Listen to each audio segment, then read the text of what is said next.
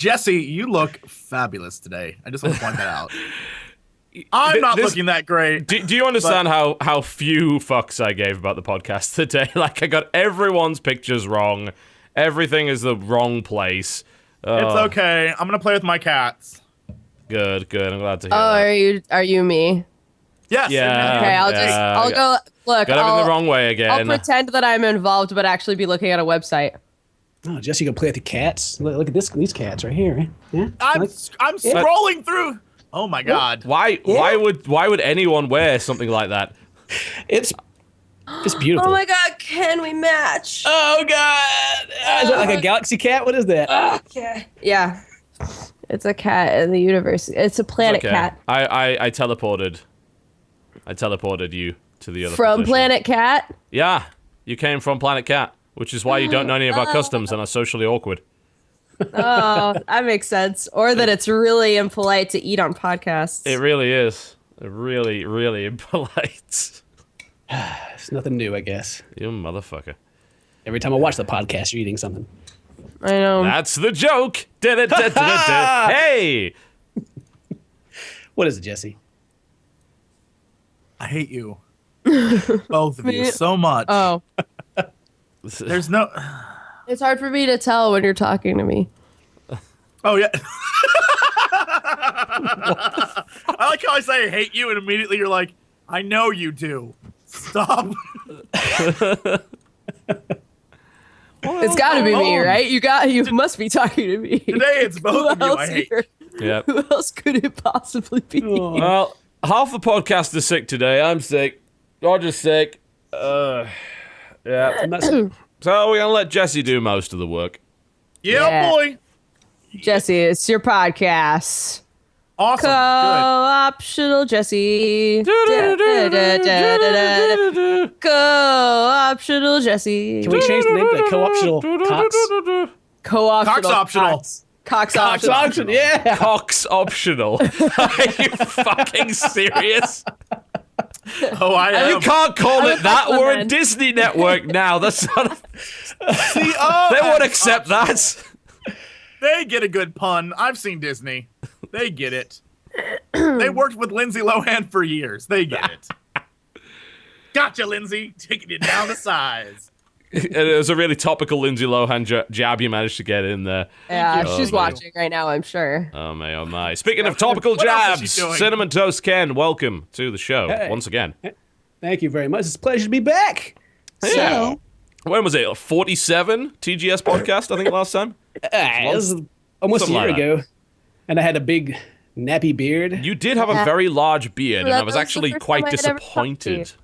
Not to That it's see gone, it. or that I had it? I don't know. I'm like both, I think, actually. And I'm just like, well, you've done it now. You might as well stick by that decision. And there's like, oh, God. Coward. Yeah, well, it gets to a point where you start looking homeless. Like there's like that transitional period of looking like a wizard and then looking homeless, and I broke in the homeless. Oh, that's unfortunate. I You don't should know. have just Smooth only looks wizard. There's never a homeless stage for Smooth. Oh, he's blown past the homeless. well, the thing is, he has the luxurious locks that give that effect. That's it. That's it. It's the hair. The hair is what. If he lost that, homeless man. Yes. He's on Jesus level, like necromancer. Yeah. Think about Jesus it. is a necromancer. I was about to say, what's the 2014. implication there? He's a necromancer. Yep. There you go.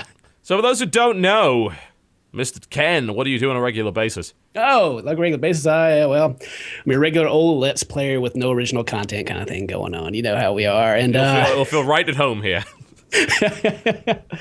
yeah, I guess, is this self-plugging at the beginning or is that the end? Oh, go Google CinnamonToastKen, everybody. Go. Yeah. Click on all the things. We do it at the start now because I feel like it's an icebreaker after having guests that just sit there for Okay. an hour not saying anything. We let me like to try get this you again. involved in the conversation. You know? I'm CinnamonToastKen. You can find me at CinnamonToastKen on YouTube, and also got a vlog channel, Twitch. Have been putting videos of my puppy up, which I did a Sleepy Puppy video, and one of the TotalBiscuit channels, I don't know if you did that or not, made a comment on it because I kept waking my little corgi up. And you're like, in before all the, what was it, claims for animal abuse. Yeah, that would have been me. Yeah, That would have been you, and you were right. Yep, it's bothering me on that. So right, there is a video coming up on Krendor's channel because he came and visited last week. And he was in North Carolina. He came by and visited. We had a good old time, and he recorded some non-content as he always does.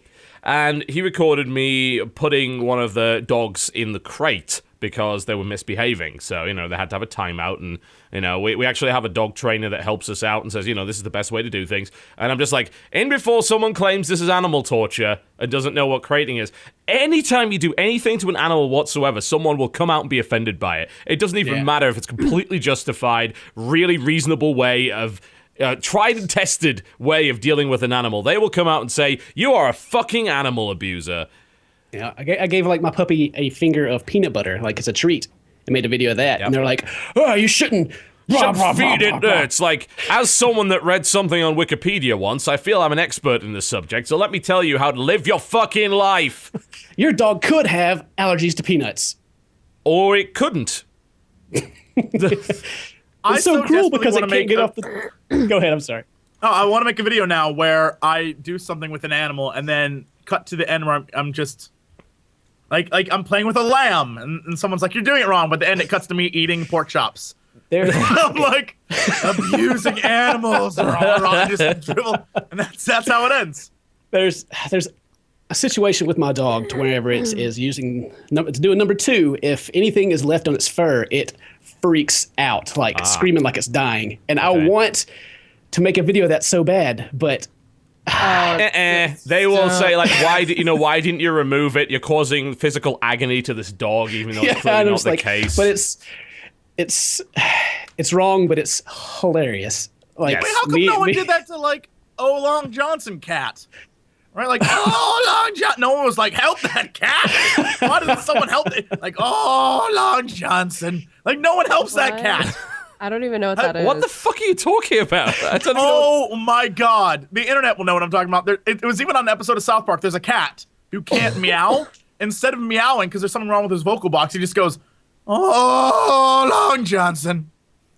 that's his meow. It's hilarious. So I have a theory on why it is that they did not claim animal abuse, because it's a cartoon fucking animal, Jesse. That's a possibility. It's a real cat. It's a real cat. And they film it doing and then they took that and they put it on South Park because it was that funny. And it's a real cat. Look it up. It's the O Long Johnson cat. How does Dodger not know this? You eat, breathe, and sleep with cats. F it. I'm done. It's beautiful. It is maybe the funniest Talking video cat says O Long Johnson. I see it. Oh, Long Johnson. That's how he talks. But the best cat is the cat that barks. And the owner walks up on its cat with its head out the window barking at a dog.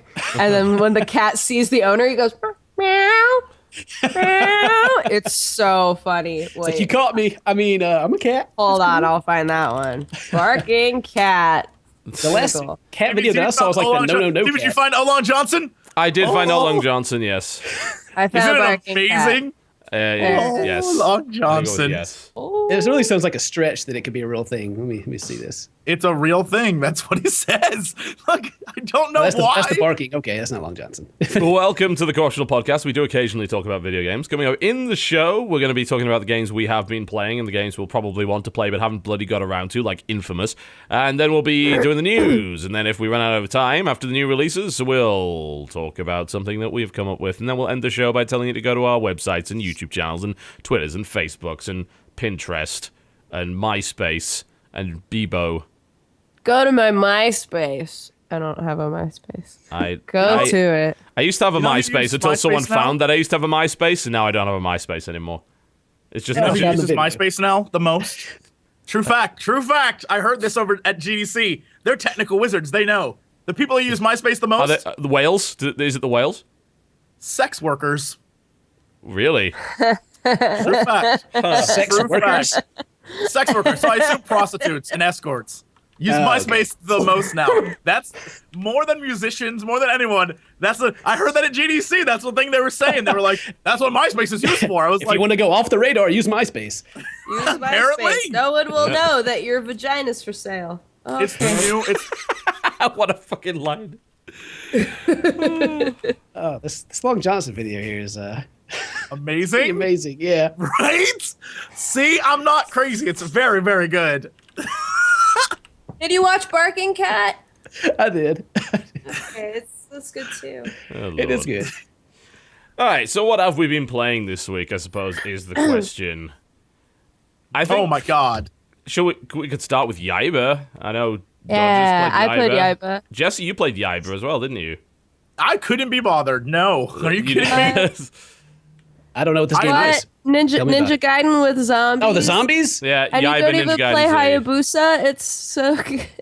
Are you like a robot ninja kind of dude? Is that what I saw? You're, in a, the trailer? you're like a cyborg ninja. You're a cyborg. So it starts off you're a So you're you're a riding. ninja that Hayabusa has like killed, but then you're found by somebody who gives you robot bits and wakes you back up and is like, go kill zombies. And you're like, okay. And I'm really hoping that eventually you run into Hayabusa again and you're like, Hayabusa, I'm gonna kill you, because you always play Hayabusa in the Ninja Gaiden games. And this kill time you're Hayabusa? just like a weird cyborg dude. Like, it's so strange. Is anyone else It's really strange. mesmerized by Dodger? I don't. Why? I'm trying to figure out how much cold medicine you've had today.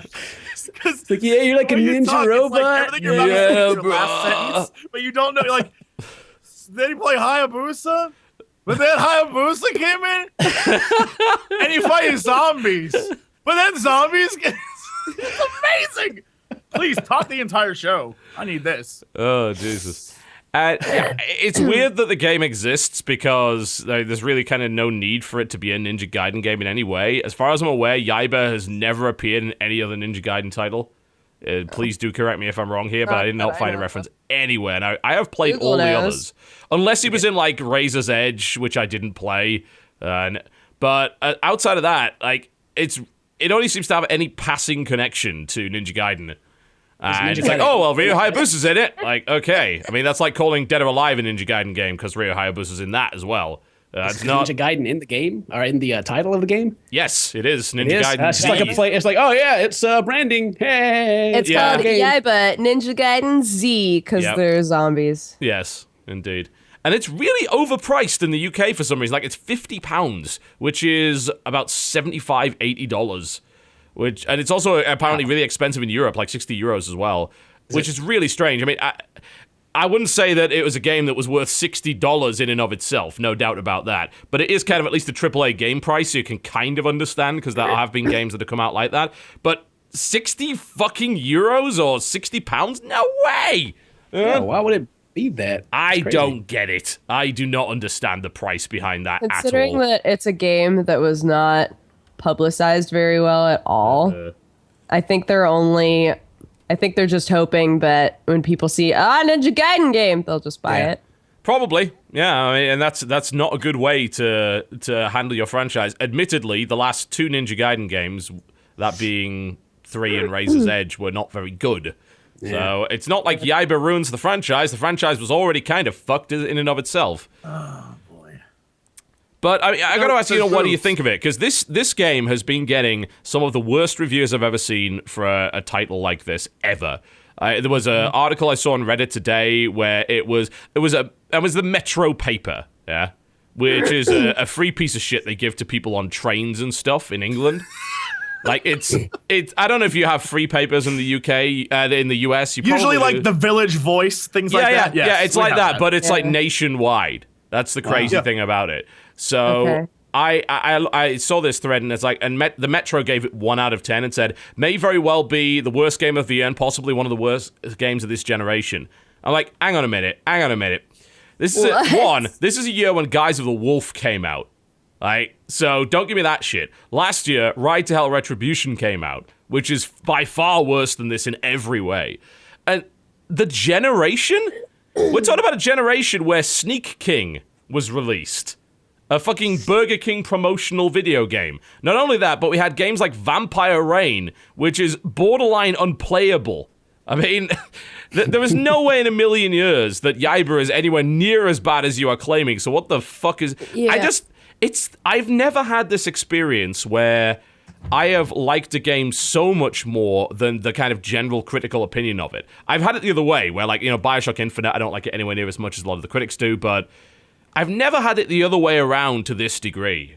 So, I mean, I want to hear the opinions of, like, other people that have played it. Dodger, you've played it. What do you reckon to it?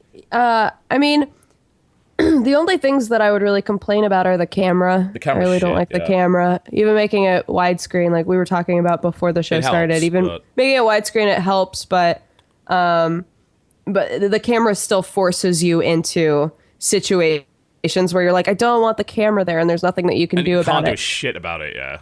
Yeah, and also just, I mean, the gameplay itself is very basic. It's very simple, but it's the same as like playing a God of War game. It's just, there are 2 buttons. One of them does one thing. One of them does, actually there are 3. And each one does a different type of attack. And you can literally just spam those. If you have a favorite one, you can spam it. Mm-hmm. And I didn't, I liked the aesthetic of it, even though I think the comic book style is maybe starting to get overused. I thought that it was pretty fluid in terms of play. I don't know. I didn't think that it was a bad game. It wasn't a fantastic game, but a 1 out of 10 does not make sense to me at all. That blew my mind. And there's so many other sites. I hate scores in general, but unfortunately people pay attention to them. So when I see a game just given like a really weird score that doesn't actually match up in any way to what was said, I can understand most of the criticisms that are leveled at it. Not all of them. I think some people went overboard on the whole idea that it's misogynist, which it definitely makes sexist jokes. There's no doubt about that. And there was not good female representation in that game.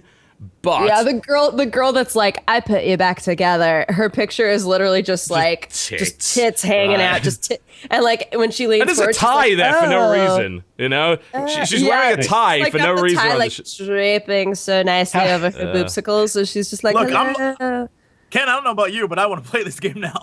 I mean, how is that different from like the first Ninja Gaiden? That Exactly. Why does no one remember how she's many? Got like leather and just boobs everywhere. I mean, Ninja Gaiden 2 was terrible for that. All the everything Team Ninja has ever been involved in has had some problem in that respect. Dead or Alive Beach Volleyball, for sure.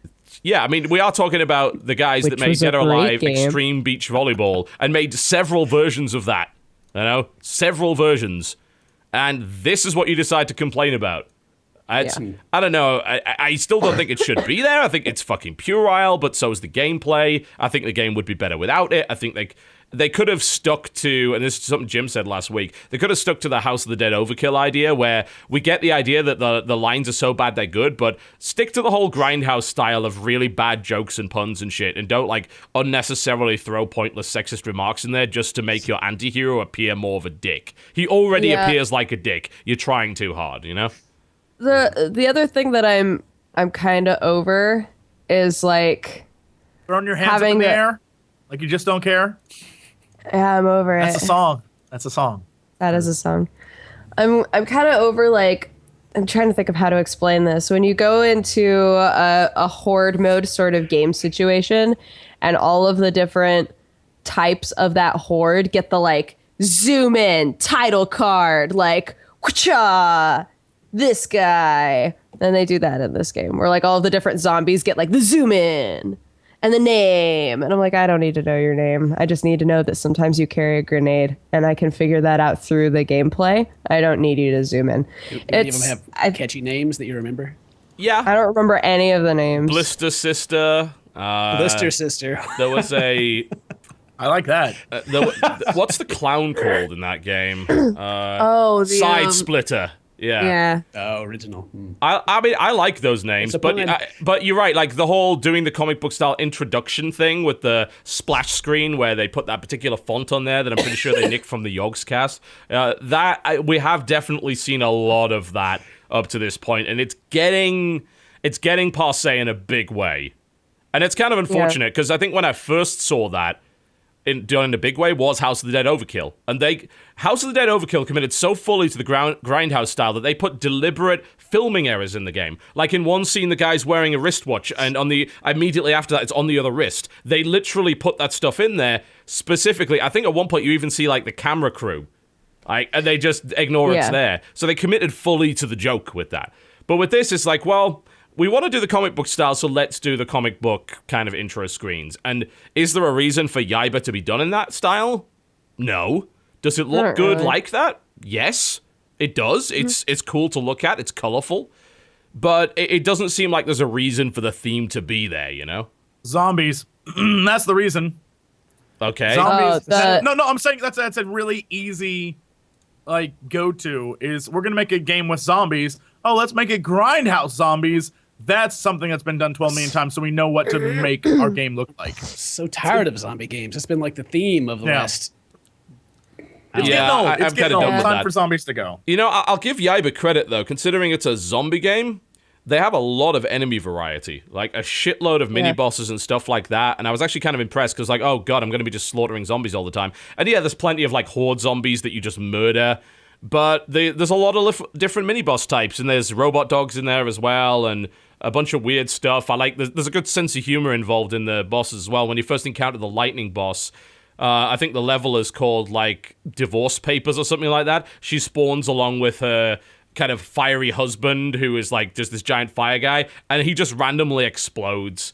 And it actually is a hint to the gameplay as well, because interaction between lightning and fire caused this huge firestorm to appear, which is kind of great. They have this elemental system going on. Yeah, they do have the element system where you can like pick up pieces of different elements, and then they apply to you, and then you're able to It's all right. Also, when you boot up the game, the intro theme song, sick. I was so excited to play it when I opened it up. I was like, "Oh good. yeah, got cool looking zombies, got a great theme. Let's get into it." So Yeah, I mean, I still need to play more of it. I'm probably about, like, just over halfway through, and I'm still enjoying it. I'm just kind of waiting for the point where they throw so many mini-bosses at you at the same time that it becomes bullshit.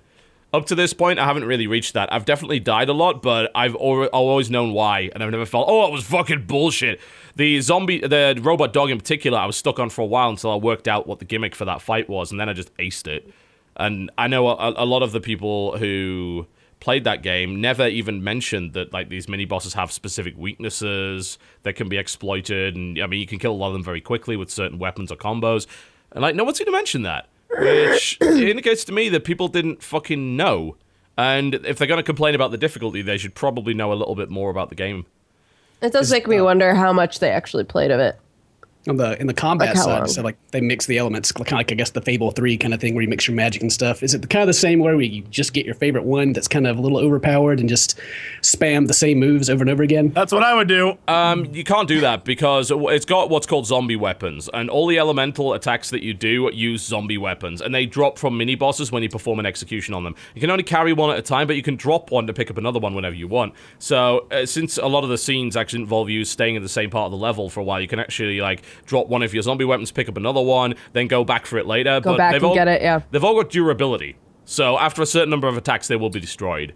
And that's the problem with the elemental interaction system. Like, it's interesting that it's there, but half the time when you really want to create those really interesting interactions, you don't have the right weapon with you, and you have no way to store I ran them. into that problem a lot. So Like, I wish I could utilize this more.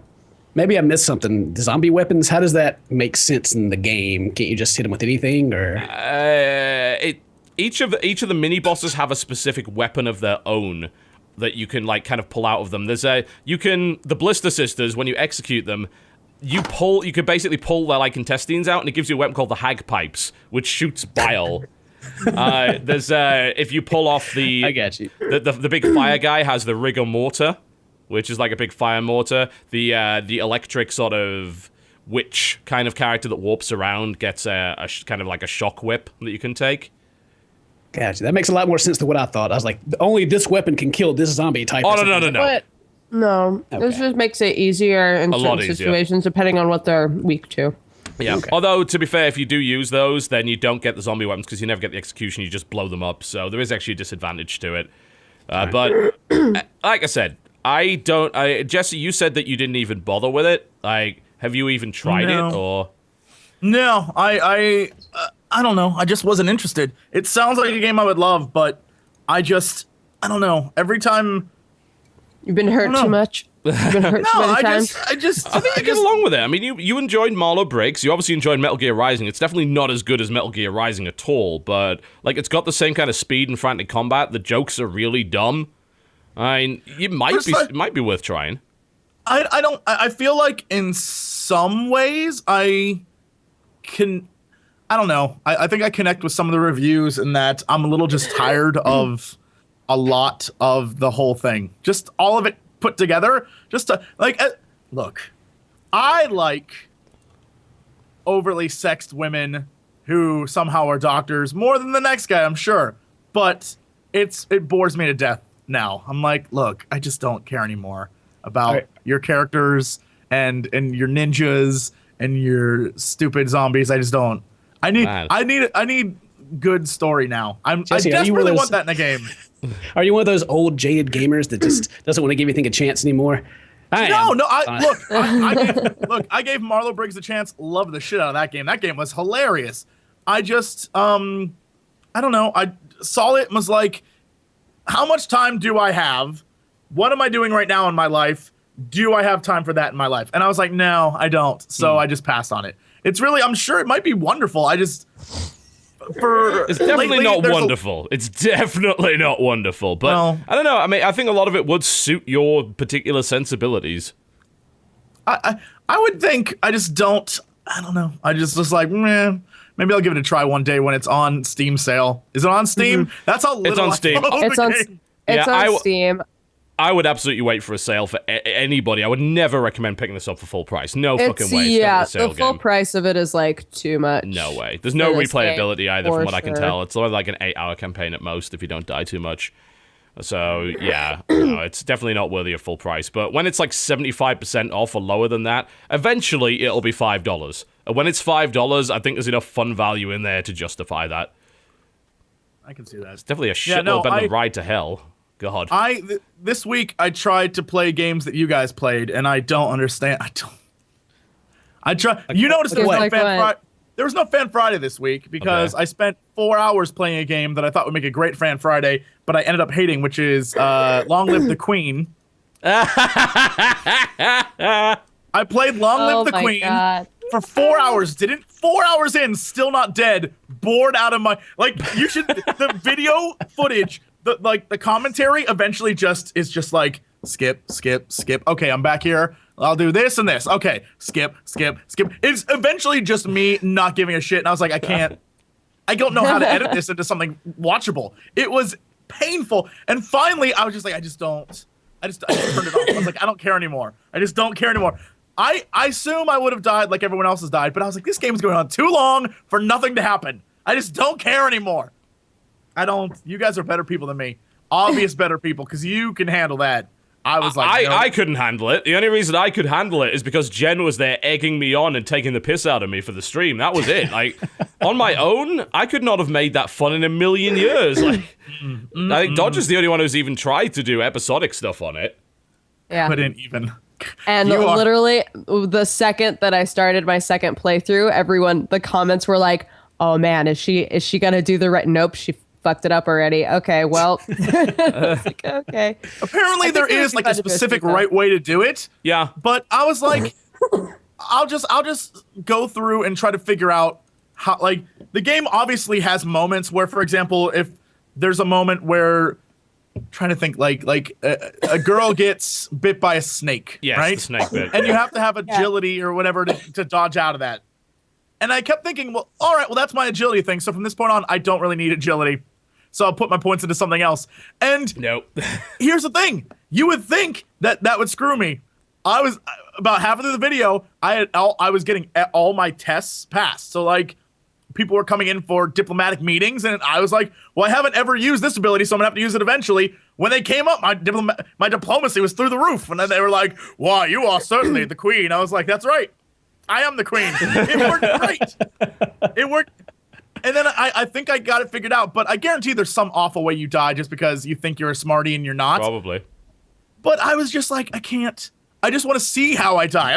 I'm progressively just going through it, not paying attention to any story or dialogue, trying to get myself killed, and it's just not happening. I was like, I can't. This is not This is the worst. The second time that I played, I got the same death that I think TB got, where I ate the chocolate. The chocolate, yeah. Yeah, and well, the way you figure that out is like the way to stop yourself is so obscure. Like you have to either know poisons really well, or you have to have divination and have noticed the signs that have been going on for a week ahead of time that are like, hey, somebody's gonna try to kill you. Like right as you're about to walk into your bedroom, you see a bouquet of flowers with one dead flower. And then it's like divination failed. And you're like, man, somebody needs to fucking fix that bouquet. And you walk upstairs. And I'm like, are you serious? If I had just focused on divination, I would have been like, that's a bad omen. I shouldn't go up to my room right now. And you can't stop it at that point either. You can't stop it. I went up into my room and this lady was like, oh, somebody gave you chocolates. And I'm like, sick chocolates. And then like, oh God. I don't know and what the game whole you guys time I are was playing, like, but it sounds... No, that's the worst part of the game is there are moments where a normal human being could figure out the right and wrong answer or how to talk to a person or how to do anything. And it's like, you failed the test because you don't know any better, failure. It's like, that is not about, that's like street smarts. That's not book smarts. That like a person who has lived for 15 years like this girl has lived could figure this crap out. And she's like, yay, I'm just gonna go die now. Stupid. I failed so many tests and it was like, I don't know why even bother. So once I realized that you had no control over it, it was just the choices you made earlier in the game, I was like, F it.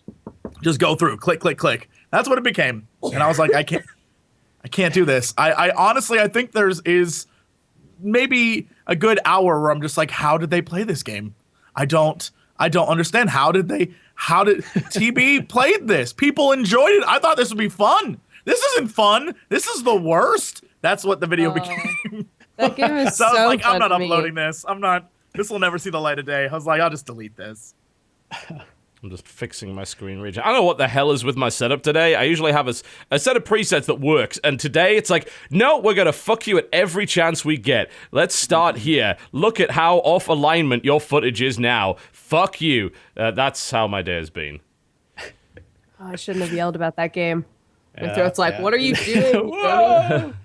So I don't know if it's been playing games on YouTube or not, but as I've gotten older, I've developed what I call like game ADD, to where even if it's a good game and I'm enjoying it, I may get busy and then never come back to it ever again. Yep, I have exactly the same problem. Yeah. Is that from being old? I could be. I don't know what it is. The only games where I can... It seems like the only games that I could sit and play, unless it's work and I have to, for more than maybe 20, 30 minutes, are multiplayer games. I can get into that, and even then I'll maybe play a few rounds and leave. Like, I think the only example in recent memory was when I decided, you know what, I'm going to just beat Diablo straight up. So I spent 2 days and went from Act 1 with a new character all the way through because I wanted to be ready for Reaper of Souls. And I was able to stick with it somehow. I'm not sure how. But even like Hearthstone, which I was able, like at the start of it, to play like all day. Now it's like I'll play a couple of arena rounds and I'm like, you know what, I'm done. When are they going to add to it later. more to that game, like more cards to make it like not so cookie cutter? It is kind of getting to the point where I really want more cards. And it actually became abundantly clear when I did the Gimmickathon with Krendor. And I was running out of ideas, like within 9 decks. And I have all the cards in that game, all of them. Yeah. So I could put any card I wanted into that game. I was like, well, how can I make a really like fun gimmick? And it's like, there's actually not enough cards for me to make that many. And even the stuff that I do, like my bounce deck, my mill deck, there's, again, not enough cards to support my style of play to really make it work, you know? Yeah. And half the time it's like, well, if I don't pull King Muckler on turn 3, I basically fucked, and I can't pull the cards that I need to start this little chain reaction of. Yeah, and in that game, like if you're in constructed and you don't have like a special idea like bounce or anything like that, then most of your decks end up having the same thing because you figure out what works and what doesn't work as far as like the melee combat goes. You're like, oh yeah, this card's in every deck that I have because it's good. It's cheap. There's a weird thing, Ken, and I definitely think it happens somewhere around like your 20s. Oh, yeah? Is this the midlife crisis? I think it's like your gaming midlife crisis. When you're younger, you tolerate more shit. Like you accept it. Like, oh, it's fun. And, I don't have a job or taxes or responsibilities, so I can play this for hours. But the older you get, the more like things like grinding, like just killing for the experience of killing, you're like, this is stupid. And Get on with it. Yeah. You feel the waste of time, and you're just like, I could be doing 12 different other things right now, like having kids. Right? Like, and so, but then there are also things where, like Dynasty Warriors, for example, it's not a grind, but it's the exact same thing. You're just murdering thousands of people, but it's really easy. And so there's like a weird curve of doing repetitive things is okay if it's very, very easy and you can get through it very quickly. I guess it's whenever the age when you're less impressionable and like I guess actual nostalgia starts to kick in, like all the old games. You're like, man, that was a great game, but it sucked. But you just have a lot of like nostalgia for it. Yeah. And then you get to the point to where you're like, okay, well, I'm not as impressionable as I used to be, so all these games suck now. Yeah, time wasting is definitely something I have no fucking tolerance for. Like unskippable cutscenes and fucking tutorials that I can't skip through. I find myself just irrationally enraged by them now because I'm like, fuck, I have limited time in my day. I could be doing something else. Don't fuck with me. And even like whenever I play a free-to-play game, I'll always buy boosters all the time because I'll instantly say my money is less valuable than my time. So I'm going to buy boosters so that I can get through this quicker and get to the bit that I want to and then figure out whether or not this shit is actually worthwhile. But I think that is definitely happening to a lot of kind of adults at this point. Where they're just like, sorry, we did tax write-offs in some certain businesses. Well, that helps as well, but I don't think spoil the game, man. Indeed.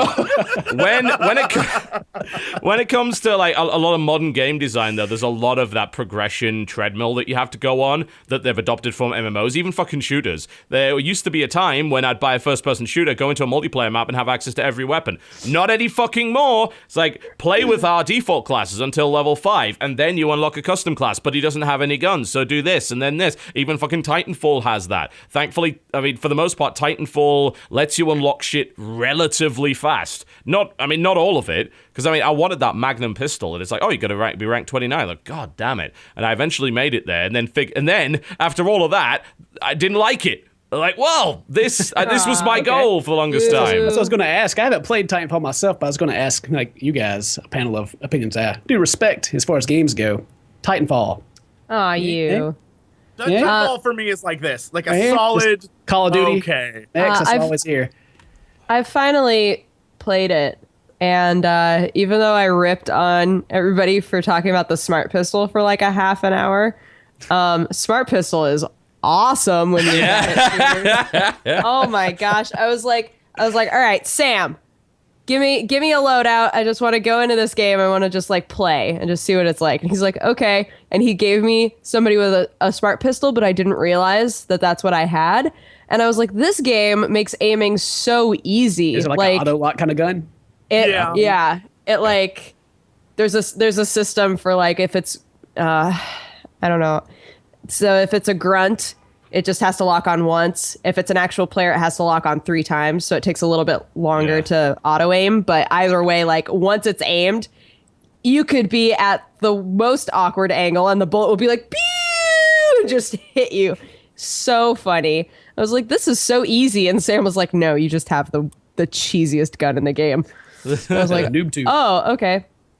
But I enjoy it. I think that it's fun. I like parkour, double jumping on everything. I heard the parkour was fun. It's good. I think that's fantastic. It's very forgiving, which I think helps it a lot. Like I was recently playing Cloud Built. That's not fucking forgiving. I guess we'll talk about that later. But compared to Titanfall's like, wow, I'm a parkouring badass. And then you realize actually the game's just got such a high tolerance for your bullshit that it lets you get away with it.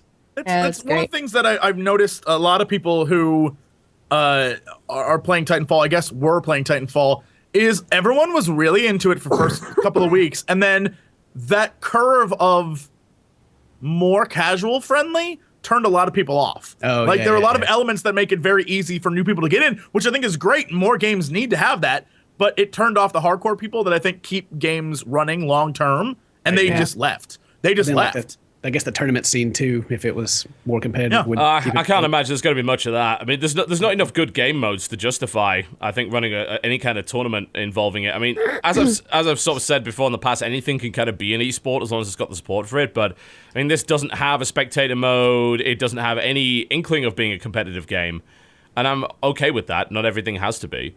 But I've kind of found an opposite sort of situation. I would definitely agree that it is casual friendly, but that also makes the metagame a little bit easier to counter in the sense that people are kind of doing the same thing, and there are certain loadouts you can use which will wreck that, and you can learn a lot of interesting techniques to figure out ways to really just get one over on the opponent. I think, like, from a gunplay standpoint, there's not a lot to learn. Like, you can't be... It's very difficult to be a better shot than anyone else in a game that has a lot of lock-on weapons, you know?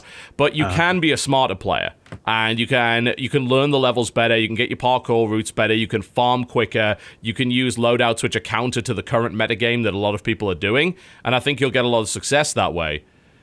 It was like even in the beta that I was one of the first people to sort of really start using electric smoke instead of vortex shield. Everyone's like, "Oh, vortex shield, so great, so OP." But you could start to learn about how to bait out vortex shield, and also since everyone is rodeoing at that point, it's like, I've got electric smoke. No one can fucking rodeo me because they'll die, and they had no idea what it was, and then they just fell over. But now they're getting savvier to that, and a lot of people are starting to use like striders because they can move away faster from pilots, so it's easier to avoid rodeos. And I like that evolution of play, even though the skill ceiling in that game is not massive. I like stepping on people when I'm in my Titan. That's fun. Even like bringing the game down to be more casual friendly. I was thinking back, like way back in the day, like Halo 1 and then Halo 2 and MLG.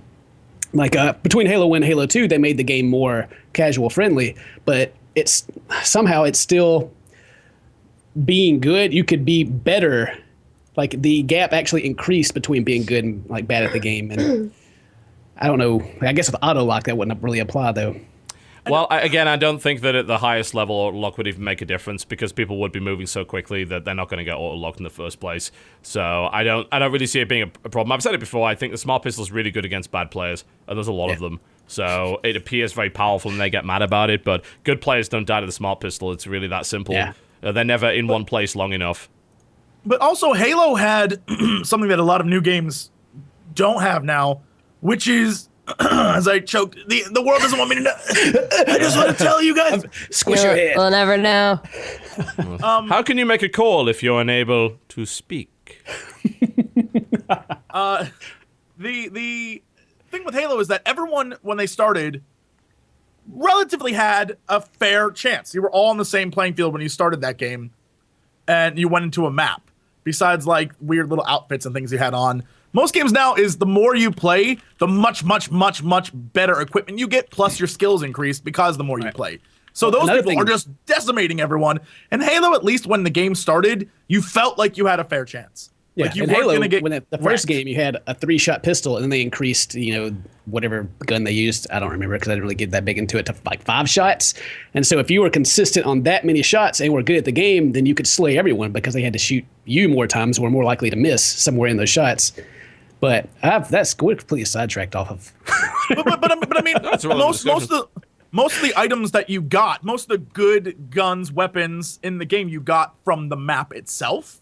Yeah, and that's the difference is in things like, I mean, even in Battlefield 4, which I still play ridiculously too much of. Most of the time, I'm sitting there trying to level up a gun. Like I go to a specific map. I like this gun a lot, and I want to level up this gun so I can get a bunch more parts for it to make an even better gun. Like, that's what you spend time doing. And that's not fun. That's not fun at all. Grinding. It's aggravating. And that's one of those things when you become an old man, you 20-somethings. You're all going to die soon. Get ready. Getting close to the 30, Yeah. I see it coming. At that point, you're just like, I don't have time for this anymore. We're past 25. Gonna die. We're on the way. We're on the way to death. Oh my God, your children will put you in a nursing home? Oh, that's going to be bad for you guys. Oh, one day all these young YouTubers are going to look back and be like, those old guys. First generation YouTube, get out of here. I give YouTube 2 more years. then there's going to be something else called, like, Extreme Sports Cough. Look, I don't know. I don't know. I don't know. I don't Yeah. see YouTube going anywhere anytime soon unless there's a big innovation on how not to make video streaming cost as much. Because right now, Disney. Google's like the only people that have the money to fucking do it without charging you a subscription fee. Yeah, So that's true. that becomes a factor. You know, We know it might happen. We'll see. We'll see. So, Betrayer, Dodger, you've been playing a bit of that, I heard. And I tried a bit of that earlier as well. I was gonna play it last night and then I didn't. And then you didn't? Yeah. I've only played about 30 minutes of it. It's fucking weird. For those who It don't looked know... really weird. That's why I was excited to play. I downloaded it and then I just... Yeah, I didn't played a mind little bit playing of it it, this morning. Then got kind of stuck, and I wasn't really sure what was happening. But Betrayer is a first-person sort of action-adventure set in the 16th century, I believe. Maybe 17th. Oh, I bought this game. I was going to try it out. Yeah, tell me more. Oh my god. It's the... I don't know anything about games anymore. The visuals The are the visuals most- look nice. Yeah, the visuals are the most striking. So I'm trying to find a trailer that doesn't have GameSpot's dirty fucking watermark all over it. It's like, we got a watermark a trailer because we own the country. I fucking hate it when people do that. Don't do that. That makes you a scumbag. Thank you very much. I'll do the announcement trailer. That'll do it. That'll do it. Eurogamer, you better not have watermarked it. No, you haven't. Good. Is Thank it you. all black and white and only shows red? Yeah. The thing is, you can turn that off. Like that's the default graphic style of the title, which again looks very strange. It's very interesting. I think I get tired of it. After It's like, a while. everything's grayscale, but then like ghosts and things are red, right? Like the skeleton's eyes are red. The enemies are kind of red as well. It's and they important bleed things red. are red. So it's the Yeah. even It's though Sin not City. related at all, it's Schindler's List is what it is. With a Oh, Coke. there's that too. Yeah, there's Bless definitely you. that. But the thing is, you can turn that off. Like, there's a saturation slider, so you can go all the way up to just not having that at all. And it gives you full color, but it's still saturated in a weird sort of otherworldly kind of way. It was on early access for a long time. It is now out. I got up to the first town, and I did a few puzzles here and there, and then there were ghosts, and I'm not sure what's happening, and everyone's fucking dead, and there seem to be demon Spaniards trying to kill me, but this other character doesn't believe they are even real. Like, you really do have... what's-her-face from Diablo 3 just saying, demons aren't real again. It's like, God, we got her back. Great. Leah's in this? Yes. Nice. But she might as well be. Like, she's constantly downing everything you're seeing. But I just don't know where it's going yet. You seem to have a decent amount of freedom outside of the first 10 minutes, which is just a corridor, basically. But once you get out of that, you can wander wherever you want. There's fast travel points. You can get equipment. You can upgrade your equipment. There's some puzzle solving involved in it. But a lot of the objectives, as far as I can tell, aren't objective markers. So it's like, go solve this. It's somewhere around here, we think. And it'll be in the written stuff. And I'm terrible at that kind of thing. Yeah. So It's like back on World of Warcraft. Just skip through. yeah. Quest helper. Where do I gotta go? Okay. Yeah, it's pretty evil as well. It's not easy. You die in like 3 hits. It's got the Demon Souls thing going on where you go back to your corpse to get your money back. If you die again, your money's gone forever for some reason. So that's fun. It's weird. Can I ask a question? This is something that I think you guys will be able to answer very well. And it always interests me because I'm a big story nerd and I'm curious about this. Because Ken just brought up a really funny point about, WoW, for example. Where's the line between sticking around to watch and being involved in a story and clicking through it because you don't give any, like, you just want to get to the quest? Like, there's a fine line there where people are willing to sit through cinematics and sit through dialogue, and then there's also screw it, I just want to get to the game. Like, where is that for you? Because I always say, like, I love story, but then I'll play an RPG and be like, you will not stop talking. I just want to go. And there's clearly a moment where you give no shits, and I feel like that's an important thing for game developers to realize. I just don't know what that moment is. That'd be really hard to pin down. For me, it's like, it depends on how the game's been going so far. So like if there's a lot of stuff to read and I've realized that reading it doesn't improve my understanding of what I need to do, there's a higher likelihood that I'll skip it. Whereas if reading it helps me, like in the Sherlock Holmes games, for example, half the time when they're like, oh, here's a newspaper with all this news about this murder mystery, most of that information I don't need. Like I read through it and I'm like, I saw this body. I know all of this, but it still gives it to you to read, right? And with a quest, if like the quest tells me exactly what I need to do, then I'll read the quest every time. If the quest is like, let me tell you an anecdote about skeletons, go kill 10 skeletons, I'll stop. I won't read it anymore. So it has to do with whether or not they've convinced me it's important to pay attention up to the point where I start questioning it, you know? Like, as far back to WoW, you're talking about WoW. The last one that I enjoyed, I stopped playing WoW in like the beginning of Cataclysm. But back in Wrath of the Lich King, when you played as a Death Knight and it had that whole little opening story part with Arthas and everything, that was really interesting to me. Like, things actually interacted with you. Like, he would whisper to you while you're running around town and things like that. And, you know, then they started with the, what do they call it? Not the zoning, but when you can be in one area and somebody else won't be. Phasing. They came up with phasing, so the world would change. And that became a lot more interesting. But still, when they're like, hey, let me tell you this really cool story. Now go collect 10 pouches for me. You know, you're like, eh. Although I will say, I appreciate when those situations, those like anecdotal situations, are said to you and you're able to go do other stuff while it's being said to you versus read this. Yeah. I really liked that about Borderlands too. That like, whenever you picked up a quest, you could immediately walk away from that person and then it would switch to like a speaker sort of situation where you were hearing it broadcast to yourself and they would continue explaining the quest or explaining their story and you could listen if you wanted, but you weren't tied there. Yeah, and you can turn it off whenever you like. I hate games that do audio logs where you have to be off the screen in order to listen to them. And they don't keep playing otherwise. That's infuriating. As long you can give me as much of your damn story as you please, as long as you let me play the game while I'm hearing it. I like the way Diablo 3 does its lore, for instance. Exactly. I can just listen to the nice, cool pieces of lore while I'm killing monsters. It's a nice little thing to have on in the background and go and revisit them whenever I want. That's good. Anything that is like, you must read this, and then you must read this, that's slowing me down, that I hate. Mm-hmm. I have this like in my mind. I can easily picture two examples of this that drive me like Star Wars: The Old Republic, when you had story that was actually like the story was very, very, very good. Like when you had your cutscenes, it was like, this is great. Yeah, this is one of the strengths of the game. And you have the exact same, I guess, kind of storytelling devices in Elder Scrolls Online, but those cutscenes I cannot be bothered to sit through.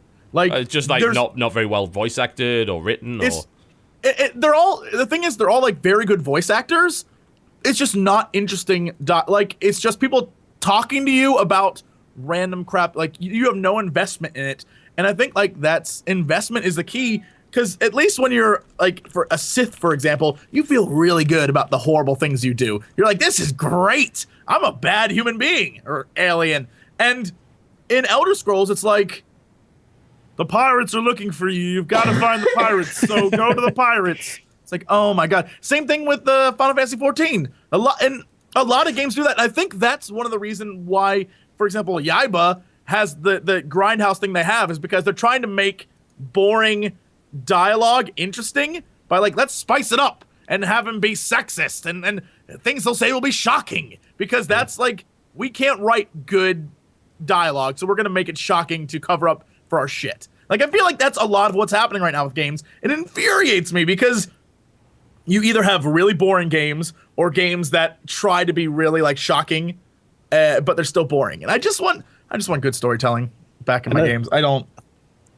Another thing that goes along with that, I know they have to do it, like as far as voice acting and things for anime, but when like, say if you're watching one in English for whatever reason, and they say what they need to say, and then they say, in other words, I just want to like flip a table. I'm like, you just said it. Shut up. Yeah, I know. I get it. Yeah. Thank you, chat. Going back to Witcher 2. Witcher 2, that's a game that had a fully fleshed out. Mostly. Yeah, Witcher 2 was like, look, we're going full adult. And it was like very cinematic in the way it was. Like, that's what we need more of. We don't. Then it showed you boobies. Look, you didn't even have to go see the boobies, which is the best part. Yeah, I know. Like, it was a good game without it. It was just like, F it. And then no one like Yaiba, going back there, like they fully are like, there's boobs and it's great.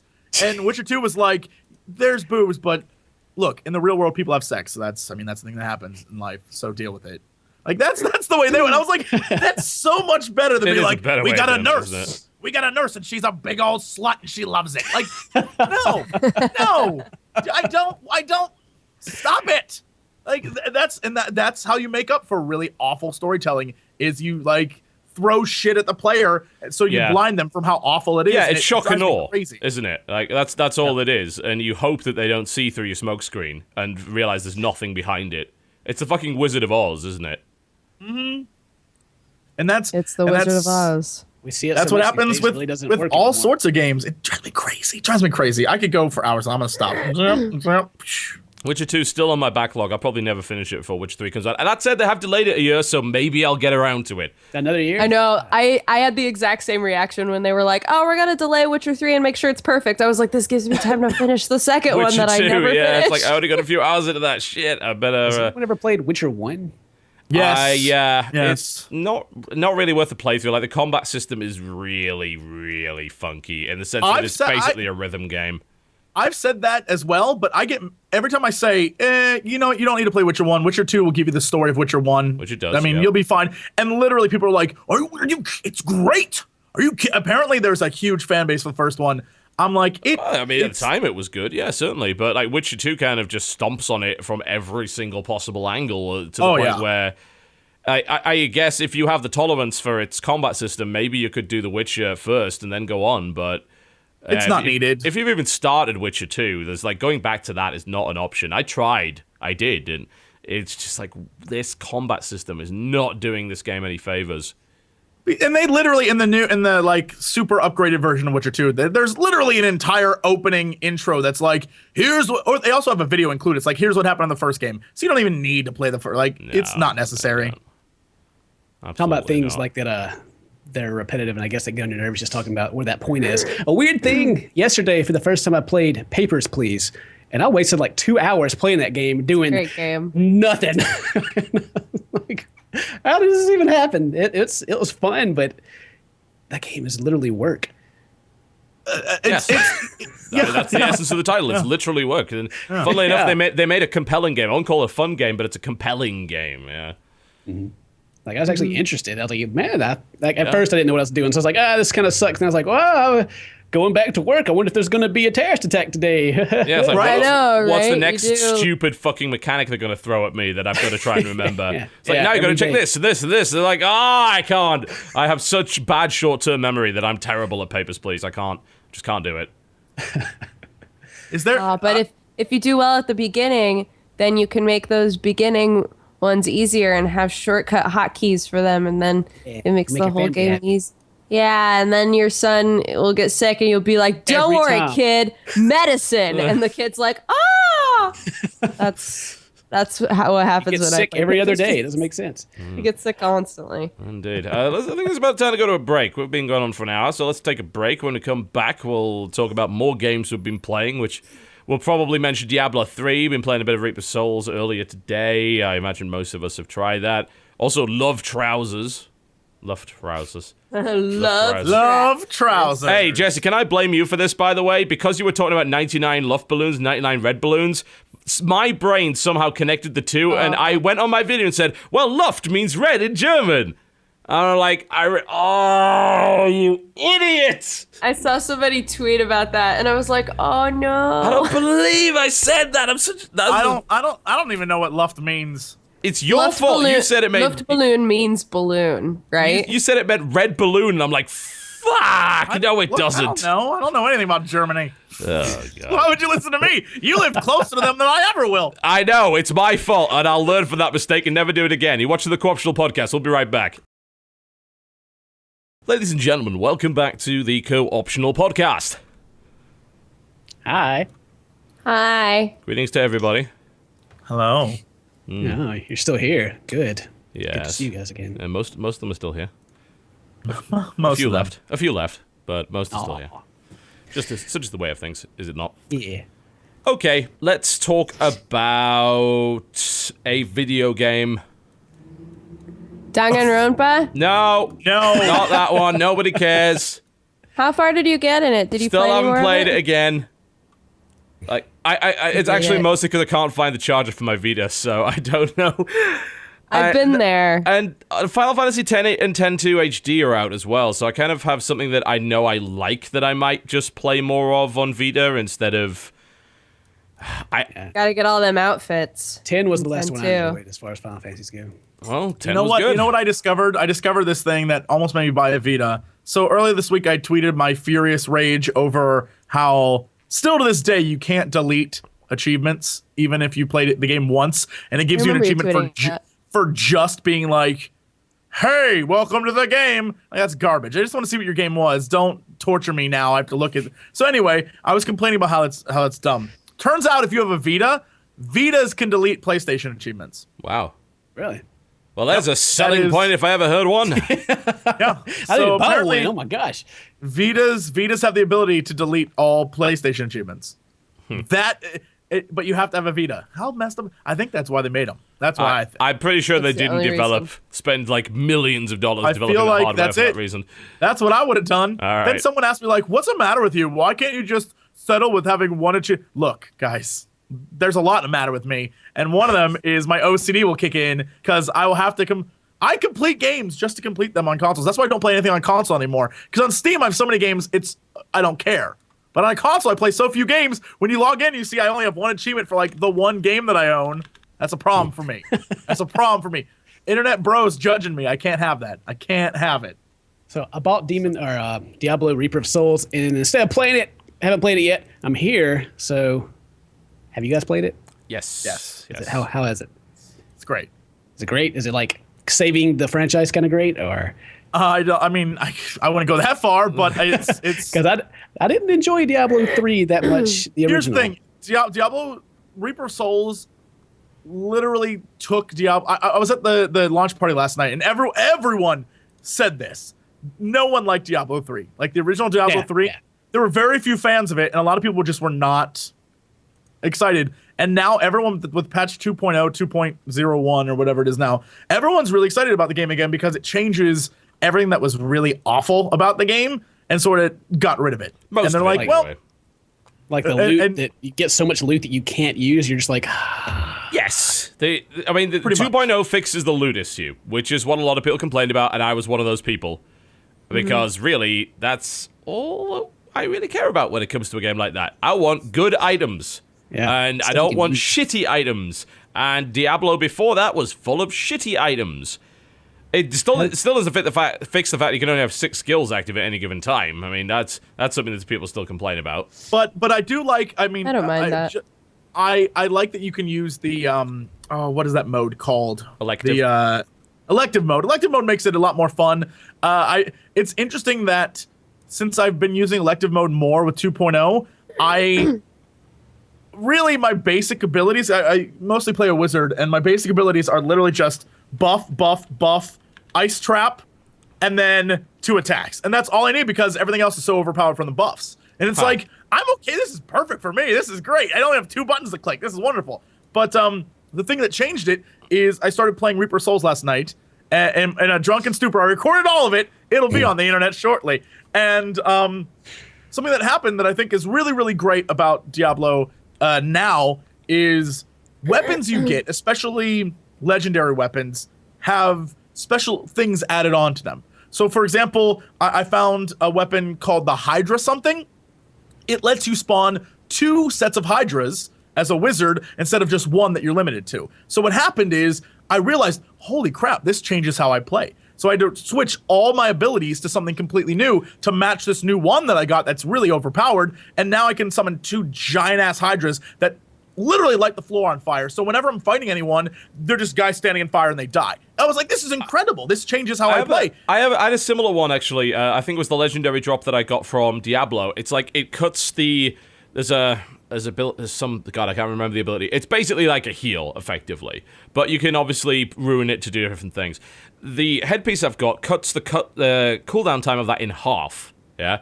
Which actually, I never used that ability up to that point, but now like, hang on a minute, I can integrate this in some way. And what I did was, I now that I can use it like every 6 seconds, I can actually take more damage-heavy abilities and not worry so much about protection, because I can heal myself way more than I have any right to. And then I slap the rune on that, which gives me 10% extra damage. Now, normally, you're not supposed to be able to have that on all the time. Now I can. As long as I hit that button every fucking 10 seconds, I have 10% extra damage on everything, which... And that's I think, is a really great thing they added to the game. And they added other little things, too. Like, maybe 2 hours later, I got another wand that changed how I played again. Like, it was like, this time, you're using blades instead of using the Hydra. So then I had to switch everything I was doing to become a melee wizard. Like, it was really cool. And then I found a set of gloves that whenever you get a massacre kill, which I guess is you kill a certain amount of enemies, gold rains from the sky. Yeah. So it goes massacre and gold just falls from the sky. I was like, this is great. That's I was awesome. like, this is, man.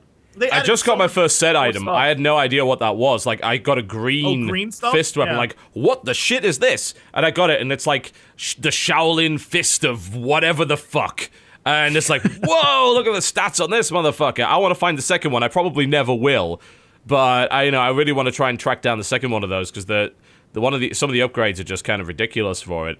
But I'm finding myself kind of getting joyous about Loot Game. The respecking thing is a weird thing, because I'm in two minds about it. I've always been in two minds about it, but I think like I'm leaning towards it more now that loot doesn't suck.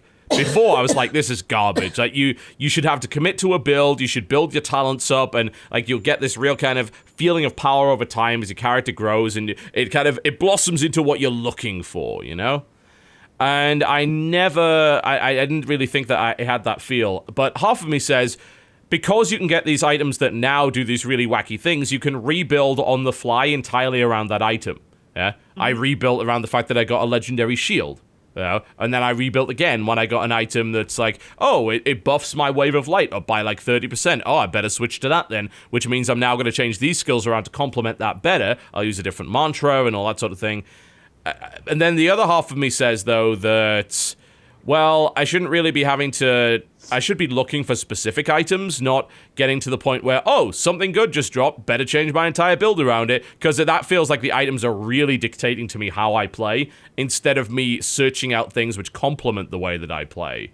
But I suppose you could still do that. It's just that when you get a drop that's that good, you just feel like, oh, I better just, like, stick with it. Yeah, I'd better wear this and I better re-rune around it completely and re-skill around it.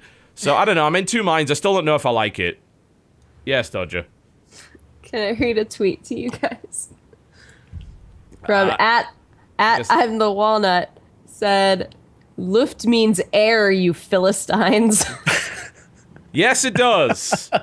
And, if I'd even engaged my brain, I would have realized that. It's like, oh, well, Lufthansa and Luftwaffe, pretty sure neither of those mean red. But Red fucking the Jesse fucking brain parasite. Oh, the parasite. Bored its way into my fucking synapses and started giving me false information, like the little bitch that he is. That's how I get all my dates. I'm boring in a woman's brain. It takes a long time, but eventually it pays off. Yeah. Oh, jeez. Yeah, Shenlong's Fist of Legend. Yeah, that's the one that I got. And before that, because I noticed there's a big step in power as well from level 60 to 61. I'm getting some kind of silly drops where I'm like, oh, I thought my gear was good. No, it wasn't. Not even close. Replacing a lot of shit. I got a sword that literally increased my DPS by 100%. And it's just a one hand. I'm like, you fucking what? I'm just like, I'm equipping this. It has like plus 1,000 holy damage on it at level 61. Like, yup. Blizzard kind of always does that when they come out with a new expansion, though. Like, oh, they wipe your previous progress. Yeah. And like, I used to care about that a lot as well, but I didn't play enough Diablo to give a fuck. So I'm like, oh, well, my equipment was garbage anyway, so let's go. Speaking of that, in Diablo, I know like the point of the game is kind of to play through it and then turn up the difficulty, play through it again. Have they done anything with the replay value on this game at all? Yes, adventure mode. Huge amount. Hold up.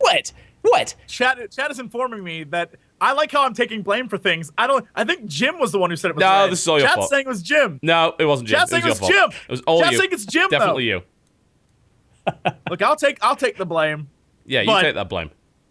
I just want to let you know it was Jim. You already admitted to the use of the brain parasite. You don't get to get away from this. But that's Even if it wasn't this time, it would have been that's another the time. sexy times, though. That's my sexy time brain parasite. That's all the podcast is, right? Just 3 Really? hours of foreplay. Really, that's all it is. Super sexy Is time.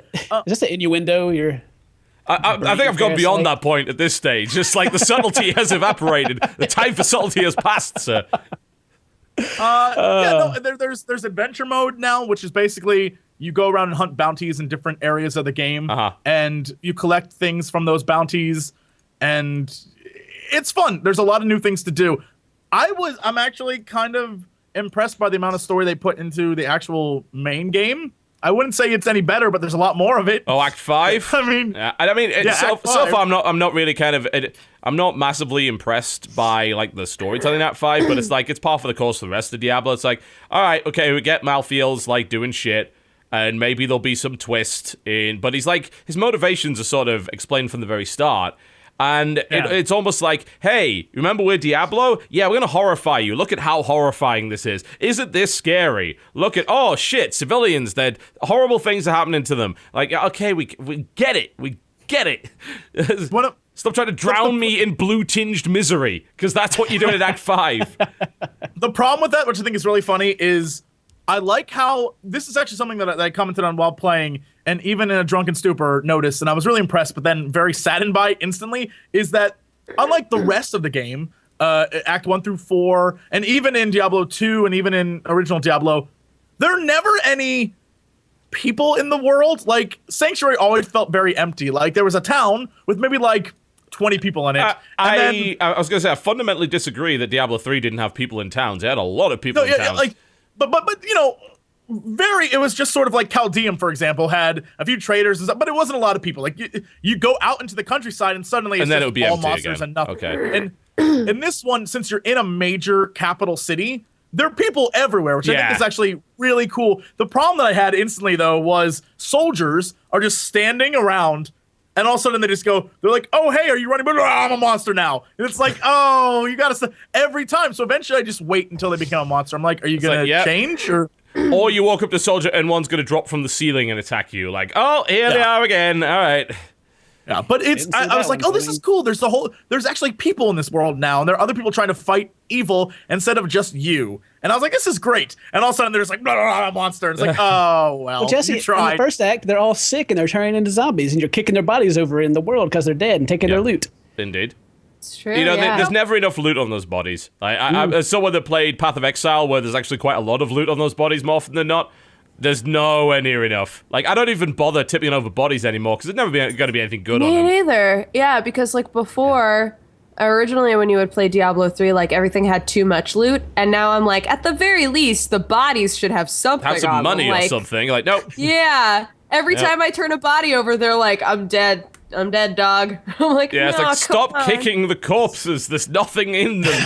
Yeah, I guess not. There should be an achievement for that just says, fucking quit it. Kicked over 300 corpses with no results. Yeah, corpse kicker. Yeah. Come on. I can only hope that when I die, if I could incorporate one thing in the game to life, that would be the Diablo loot. When I die, I just want to throw whatever I got up in the air. Just throw my loot. Just go like, heart attack. There is an awesome animation. I don't know if you guys watch this, but Carbot, who is a guy that does a series called StarCrafts, which is hilarious, he did one called Diablols, and he redid the main intro for Reaper of Souls. And there's two really, really good bits in it. But one of them is one of the Haradrim, obviously he's kind of being dragged to his death and dies or whatever. And obviously there's a huge impact in the main cinematics. Like, oh god, that's horrifying. Malthael's really scary. In this, he explodes into a shower of coins, and then Tyrael goes and starts picking them up. It's the best. I'm gonna ruin the end of that video because it's very, very good. At the end, they get. Hang on, whoa! Spoiler is activated. Wait a minute. Why are you ruining the end of the video? It's good. Never mind, Jesse. Just go. Just do it. It's alright, I put the spoiler alert sign up. If you haven't seen the Diablos video, don't listen for the next 30 seconds because Jesse's a dick. Continue. Oh. But it's very good. They take the soul stone, and then at the end, a treasure goblin jumps up and steals it. And the funny bit is, I don't even know how long the scene is, but it feels like a Family Guy Forever moment, where it's them whacking the treasure goblin, and they aren't even hurting him, and he just opens a portal and then jumps through. Leaves. It's the most It's the most real moment in that entire video where you're like, Yeah. I was there once. It's brilliant. Yeah. It's very, very Really good. Spoiler alert is now off, so quit it. But yeah, you should watch that animation. And anything Carbot has ever made, he did a Heroes of the Storm one, but he mostly does StarCraft one. He actually works for Blizzard now, and he keeps making those, and that's good. He's so good at what he does. Very, very funny. StarCraft Season 3 just started as well, which is already turning out to be very funny indeed. The reason that I laughed about that is because typically when you spoil the end of something, the precursor is you're never going to watch this anyway because it's shit. But here's the end. Whereas in this situation, it was, I'm going to spoil the ending because it's really good and you should watch it. What I will say about everything that Carbot ever does is he does visual comedy really well. So even if you know the ending, you'll probably still find it funny anyway because the fun is in the animations. Like, that's the joke. There's all visual comedy.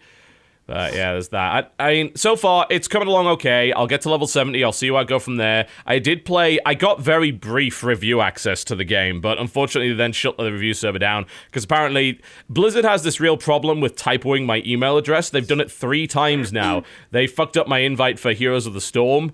As people are well aware, like, everyone's streaming Heroes of the Storm, and I'm just like, fuck! Because they sent it to cyclicalbrit.com, and like, and apparently they did it again with my review access to Heroes of the to Reaper Souls. Must be in like the company address book just wrong. I think nobody's so. been able to fix it officially. I think that is entirely possible. Also, I've got a BRB, guys. Feel free to keep talking. Okay. What I was going to say is, since everybody's so worried that I'm just like chugging cough syrup right now, I'm not. Honey. It's honey. Is that honey tea? What are you drinking? Oh, over honey bear. What kind of tea is that? Jasmine. No, Earl it's just Grey. Lipton black tea. It's not. But He was right. Philistine. I'm straight up eating mountain forest honey, light amber. I have raw honey in my pantry, but it's like Is it hard. in the comb? No, it's not in the honeycomb? comb. No, it's in like a little dish thing like this, but it's all like, it's hard. Like I would have to scrape it out. No way. least You with- stick microwave 5 seconds. Boom. You're good. Yeah, but That's work. I wanted to get back and talk about Diablo. Yeah. I think if I died, and It's work.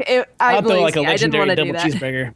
from Oh, McDonald's. I like how you have to carry that on you. Here's what would happen. You throw that up, and when the detectives got there and they found your body, they'd be like, "Obvious died of eating a cheeseburger." I mean, There it is. Why is I mean, this one there's the unwrapped? evidence. It's orange, so it's obviously poisoned.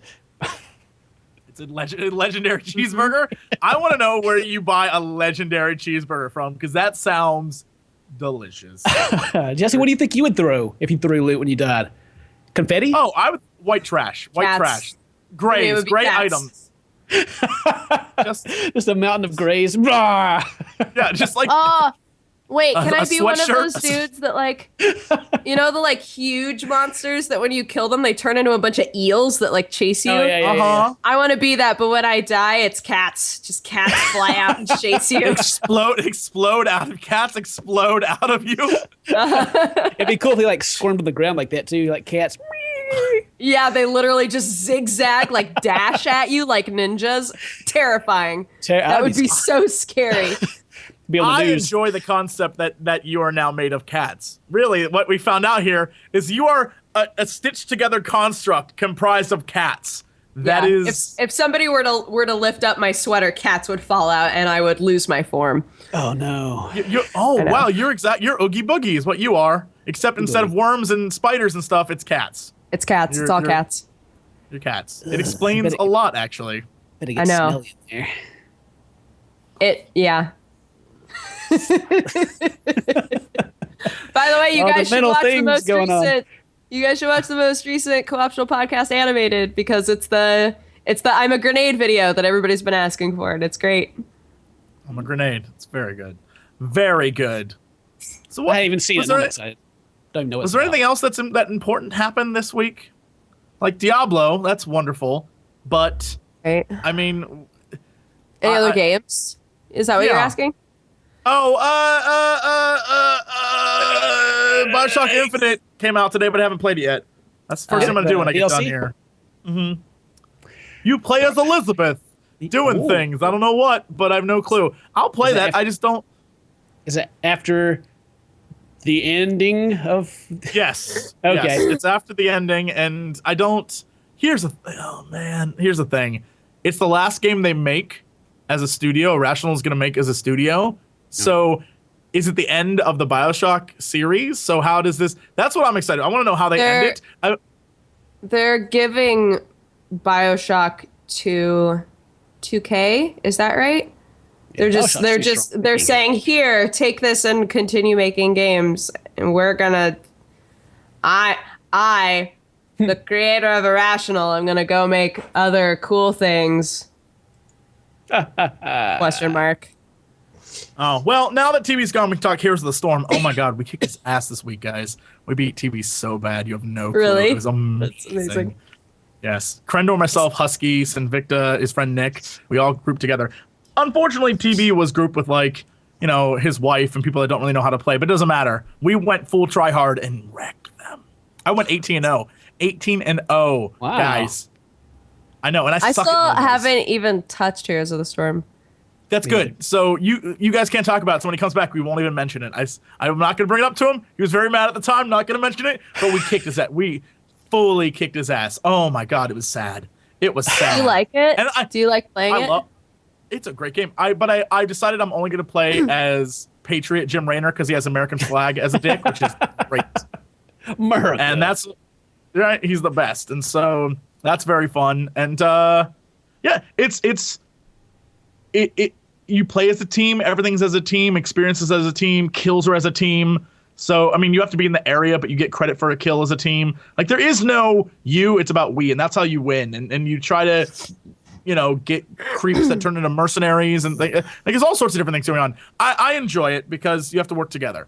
Now, that's community is going to be really fun in that game. Yeah. I enjoy it because I've been playing with friends. I imagine if I was pugging it or playing it by myself, that'd be the worst experience ever. Because at least you can talk to people and try to work out your strategy. If you're by yourself, doing things as a team, I assume would be very difficult. So I will never do that. Never ever. And we're done. Conversation over.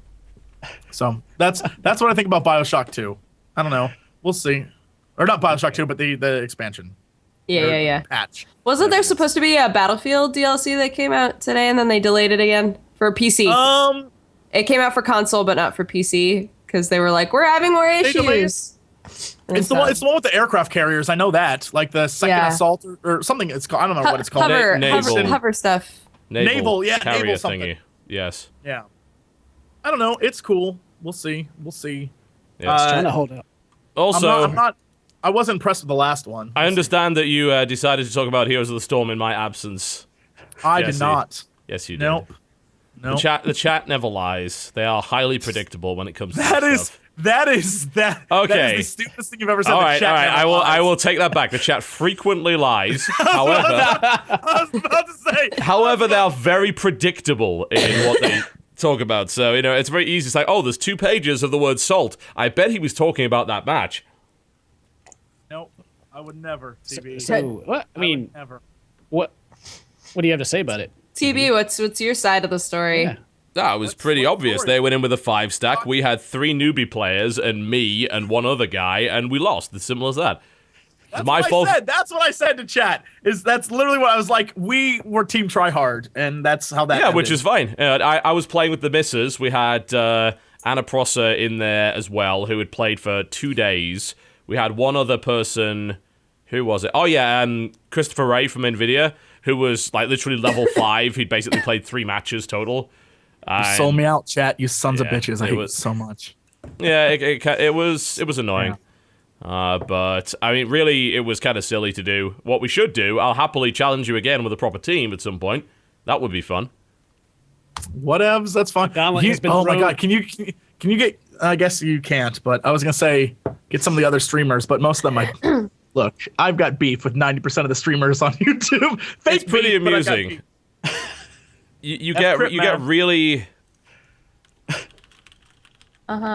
You get really upset with people like Crip for some reason. It's not real, but in the heat, in the heat of the moment, I just go off on people. Like, so we were playing like Pisto and Crip and some of the other guys who stream, and we were just like various swears and things that were said that should never be said about another human being, but we said it anyway. And then after the match was over, we're like, good match. And we were like, I don't think they're gonna get. They're probably not gonna watch the VODs. Yeah. I feel like they're gonna be very mad at us if they ever see what we said about them.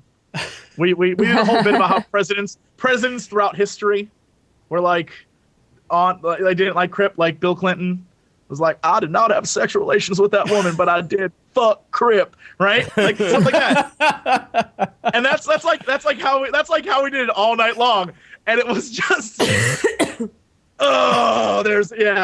I said, saying anything bad about Crip is the most fun because he has some really salty fanboys, hugely, who will go after you. I recall when I've probably mentioned this before, when like he and one of his he had a bunch of people on Ventrilo or whatever, and one of them claimed that I was stream cheating him during a match, which was bullshit. And like I literally got hundreds of messages from hugely salty people, and every time I've even mentioned Crip's name, I actually got people messaging me because apparently he offhand mentioned on a stream that he'd gone into the break room at BlizzCon, and apparently he'd like said hi to me or whatever, and I don't know, I was probably just like, I'm in one of my headspaces where I'm not like paying any attention or anything, and apparently I blanked him, and like I had 50 people tweet me. It's like, why the fuck did you blank Crip, you motherfucker? Like, whoa, calm the fuck down. This like whiff turf war. Just like, no, I'm not gonna say hi to that guy. It's like no, there's no turf war. I haven't spoken much to the guy. He's a lot better at Hearthstone than I am, and he streams Hearthstone and Diablo, and that's what he does. Okay, calm the fuck down. What's wrong with you? I didn't insult your mother. Jesus, God, leave me alone. Maybe kiss their mother. I feel like we need to take a moment here. Okay. And appreciate, first off, my genius, but secondly, that I'm usually right about everything that comes out of my mouth eventually. It may not be right then, but one day I'm usually right. I like to take this moment to say, Flappy Bird guy, I called it. That's all I need to say. Here we go. Called Flappy Bird guy. Called it. I knew he was a shill and a sellout. I know my sellout whores. Trust me. And this guy, giant sellout whore. I knew it. The minute he was like, I can't handle all this money in my life. I'm just going to... But now I'm re-releasing because I need more money. Bad man. He's a bad man. And I know bad men. Is it bad? Oh, it's... Or is it human? Bad, it's good. Is it bad? I say it's human. Humans are inherently bad. I say it is human. It is human. To err is human. Don't justify that. Don't justify that. Yes. Come the fuck on. To forgive is divine, Jesse. To forgive. I don't forgive. I'm no God. I'm a man, divine. Baby. I'm all man, baby. I don't forgive. As he gradually breaks up further on Skype, it's like, I know, no, apparently you are a digital artifact, it would one seem. pixel of Jesse. And I'm like, I've literally shut down everything on my computer but Skype. I don't know what's going on right now. Welcome to Time Warner Cable. It's lovely, isn't it? They're still in your net. Yep. It's the brain parasites, man. They're back. But no, I'm gonna stick to my guns on this. To err is fucking human. He had no idea what to do with his fame. He overreacted, and I was like, all right, I should probably bring that back. You know, cooler heads prevail, kind of stuff. He is not some criminal mastermind, Jesse. He did not steal anything from anybody. No. What he stole was our innocence, because what happened is he took the game off the market knowing that people wanted more of it, and now he's bringing it back because he wants that hype and that buzz. Like, but it doesn't matter. It doesn't matter because 1,000,001 clones of it came out. That's how most of them are better. Players get ladies. That's how players get ladies, because they're like, I'm how would you know anything about being a player? I don't know anything about. I don't even know what he's doing. He's too pixely.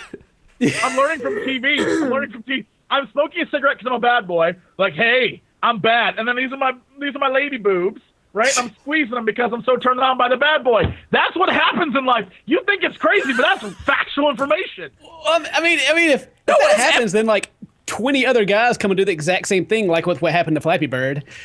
I mean, it's the buzz is kind of killed on Flappy Bird. I think they will do that. Guys will do that. and they will not do it as well, but that happens all the time. It's going to happen. Someone else is going to make a great game and be like, we have to pull it from the market. It's too fucking awesome. And then what's going to happen? They're going to bring it back to market and be like, now the game that no one could play is back. It's going to happen. Flappy Bird guy set a precedent.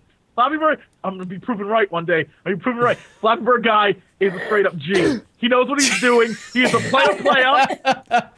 He gets it. He gets it. And I respect him so much now because I know he's as bad of a human being as I am. And I get it. I get it now. I don't see how it's bad, though. I mean, like, say if you had your YouTube channel and, like, you just started and it exploded and you're like, whoa, and you like, quit. And then you shut it down. Like, wow, that's retarded. Let me come back. If you shut it down, there's so much buzz on the internet. Like, this guy, he didn't know what he was getting into, but now he's back and he's fucking badass. You get 12 billion more views because of that bad? It's not bad. It's genius. I'm not saying it's bad. I'm saying he convinced so many people that he was like, oh, my life is so difficult now. I didn't want this. Dude, his life was great. What he did is he took a vacation. He took a vacation, and now he's back. And he's like, oh, I'm ready to make a fortune. How are you going to sit here and call him bad over and over again and say you're not calling him bad? What are you doing here? There's a lot of people who have had really successful YouTube channels and then quit and then come back and had no one watch them. That's because they didn't have the press, the publicity of this guy. Well, they waited a long time. Most of them, didn't they? Yeah, most of them disappeared for like years. This guy was like, I can barely make 3 months. That's the difference. Genius. He's a genius. So there's a cutoff point, is what you're saying. And the attention span of the public. Yes, we're very ADD about information. Watch the news. The story changes 1 week from the next. We could be focused on like, where's the Malaysia flight? And now it's totally different. Now no one cares anymore. They still never found that plane, by the way. I'm pretty sure there's a few people that fucking do. Just a few. I feel bad for the families. I feel bad for the families, and I guess the Malaysian government because they're incompetent as shit. But still, no one, like, the general public has moved on. And that's the same thing with this. Like, this guy knew. He planned it. He planned 3 months as the maximum window, and he knew, like, I got to get back in the game. I'm telling you. Jesse, I'm telling you. The more like, pixelated you get, the more sassy you get. Dodger is getting more sick just as a result of you. That's because she can't handle the truth. She's degraded throughout the show. She can't handle the truth that I'm spilling. Her worldview has changed right now. She never knew. She's been so isolated in her little kingdom of Hollywood where everyone's smoking the dope and wearing their hipster shorts that are pink hipster shorts. Get Sam, he has pink shorts. I know he does. So then he does. And then they eat their kale lattes, right? And I'm tired of it. I've got to let the world know we're assholes out here. It's kill or be killed. It's a dog-eat-dog world.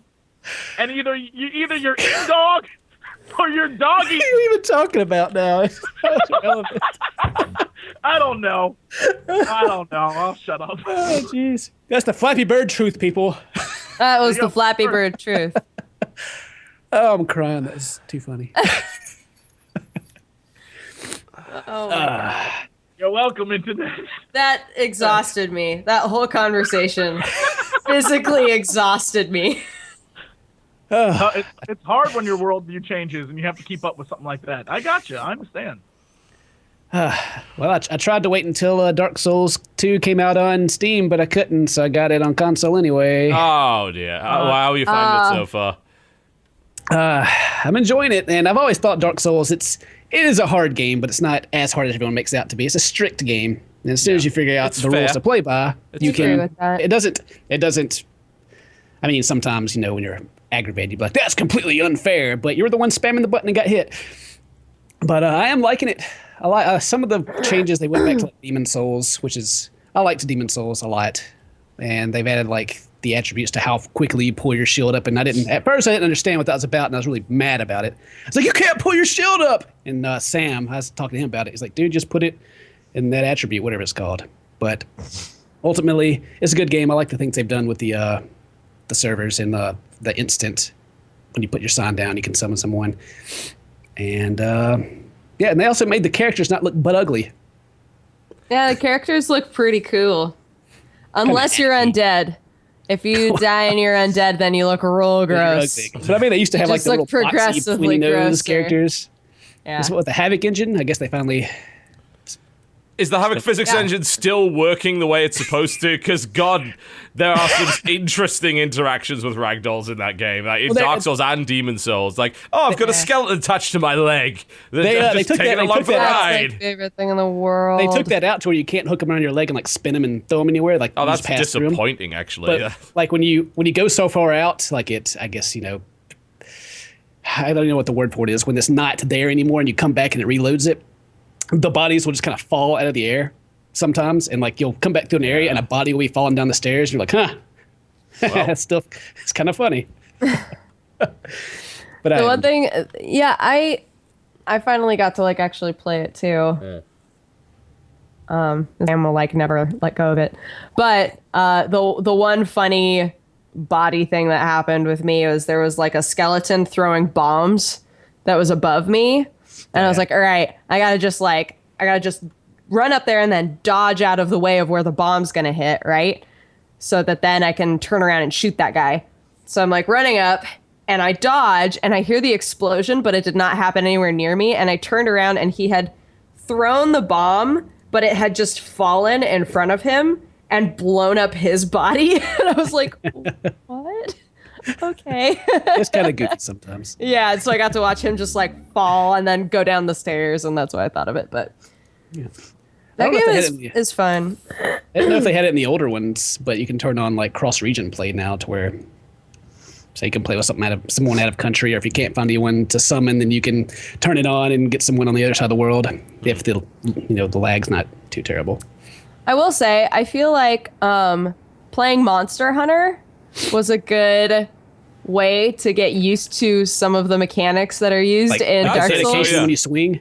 Dodging in particular and timing swings, definitely. Yeah, it's super similar that way. And I was like, this is like a way more intense, dark version of Monster Hunter. And I enjoyed that because then I had at least some skills to harken back to and be like, oh, I played a lot of that game. I can do that here. But I'm still not used to using the triggers to like attack things. I'm used to the attacks being buttons, not bumpers or triggers. So I was like, I kept dying because I was drinking potions instead of attacking things. There's one thing that bugs me about the game, but it's gameplay purposes. Like if your stamina is really low and like anything touches your shield and you're blocking, your guy is just dumbfounded for like way too long. He's like, whoa, the wind knockback is blew. really long. Whoa, okay, I'm back. Or if you gotta like heal yourself, you like sit there and like you're drinking a fancy like a martini. You're like, I better heal while these guys are coming at me. Don't worry. Okay, now I'm done. Oh, were we fighting? I'm sorry. They did that in Monster Hunter too, where like you would eat meat. Yeah, you had would to sit eat there and then eat be it. like, oh yeah, that was delicious. And I'm like, just get out of the way. Like you can use the me life nuts. gems in Dark Souls and you slow down, but you still are able to move. But when you use your flask, you just have to stop there and stand for like good 3 or 4 seconds, and that's a long time in the game when you're fighting a gigantic boss that's after your butt. Yeah. I'm sorry. What game is this? That boss just wants your butt. It's after your booty. That's another one of my favorite things to do. You can leave your messages for other people, and they've made it to where you can leave longer messages. And there's like you leave a message, and then you can put "but," and then there's a an object, his hole, so you can be like attack butthole. It's very childish, but it makes me happy. I like you more and more, Ken. Like, Yeah, I was don't know gonna why. I can't pinpoint it, but I'm liking really? you more and more. Really? You like that butthole talk, huh? Ha, ha, ha. What can I say? I like a man who goes to the butthole. That's all I have to say about Dark Souls. And that's probably for the best, considering where this is going. Oh. I like sick people laughter because it's so sad. You know they're in pain. You know they hurt, but they can't stop. Oh boy. Well, what else is going on, guys? Yeah. What else is happening? What else have we played? Do we have newsworthy information? Anything? We've got bits and pieces. I don't think there's anything else I really want to talk about. Oh, I want to talk about something. So after last week's podcast, I actually got to go to the. I apologize in advance. My screen keeps getting more and more blurry, and It's getting worse. I don't know what's I don't know up what with to it. do. Anyway, so basically, last week at the end of the podcast, I went down to the GDC show floor to go check out all the new technical jibba jabba that they have down there. And so the Oculus Rift, right? It was on display. Everything was there. It was pretty cool. You could play the new Eve game. I went over to the Sony one because I want to see relatively how it was compared to the Oculus Rift. So I go to play the Oculus Rift, or the Sony version, the VR, whatever it's called, and I'm standing in line, and people are just like, ooh, and this is great. Put on the headset. The game they have to test is called The Deep, and it's a game where you are in a shark tank underwater as a great white shark attacks you. I have never been more traumatized in my entire life. I literally was freaking out. And somewhere there is a German news station that has footage of me losing my shit. That was not cool. Not even, like the one thing, Oculus Rift has got a space sim where you're flying around shooting shit. This was like, you're in a cage and a shark's trying to eat you. Enjoy from Sony. It was horrifying. It was not cool. Oh, God. And it looked very real. Like, graphics have come too far. I am not cool with this. Oh, no, Jesse. I do not. It was a bad My greatest situation nightmares for me. come to life. I could share your fear of the sharks too, like the movie Open Water, Deep Blue Sea. No, I can't even watch them. But like, how are did you even control your guy, or did you just like and take it off? No, it was all. You had a controller, and that would move like your body. But since you're in a cage, it was just you could look around, and you're like, if you turned, you would visually see behind you. So there's no reason to use a controller. It was literally just a. I'm sure there's a game there somewhere, but what they showed us was literally just you're being attacked by sharks. You're just in the water, and this shark is hitting the cage, and you're freaking out. That sounds. There's a moment where he starts like biting on like an air tank. He starts ripping it off, and the cage starts shaking, and you're just like, "Oh, this is not cool." He bites through the cage and comes at your feet. I was like, No. I'm just saying, Jesse. horror, isn't this horror on Oculus Rift is going to take a huge step up. Yeah. And fuck everything about that. Didn't Valve invest in Oculus Rift? They've definitely been helping out with it. They did a lot of things with TF2, and they actually have been doing a lot of research with it. It's like, oh, well, how do you set up a UI that works with virtual, whatever the fuck it's called, virtual reality? How do you do that? And they made all sorts of changes to make that happen. Nice. Sony, are they trying to do something with their own? Yes, Sony announced quite recently they're doing their own VR, which they're putting a lot of money into. So kind of the arms race has begun, I suppose. That's what I played. Is the Sony? That's what I was using. Is the Sony VR Sony system? one, yeah. And honestly, it feels a little bit lighter. I don't know if that goes to show quality or like parts included. It feels a little bit lighter than the Oculus Rift, and it actually. I mean, I didn't really notice that much of a difference visually. So even if they try to get to market first, I think that's great. I think competition's great because it's not crap. I was worried it was gonna be garbage. That's why I went to it first. I was like, is this gonna be a piece of junk machine? It's not bad. It's not. I still am horrible at using any of those because I have glasses, which is unfortunate. So once you take them off, it was a blurry shark, but cool. I knew what was happening. It would be cool. Sorry, keep going. No, I was just going to say, Sony's is going to be on console. I think it would be like the Oculus Rift would do better anyway, since it's for PC and more people can create their like indie games like freely. Yeah, probably. It's power as well. Yeah, the PS4 is the most powerful next gen console on the market right now, but it still doesn't hold a candle to a modern PC. And VR takes a lot of fucking power to properly render and look good. And that does concern me greatly, because I mean the frame rate will be the first thing to go when it comes to the Sony one, but Carmack for the Oculus Rift guys is like, nope, gotta be 60 FPS. This is my standard. This is how it's gonna fucking work. Nothing less. And I could see Sony very easily say, no, 30's fine. Like, no, it's not.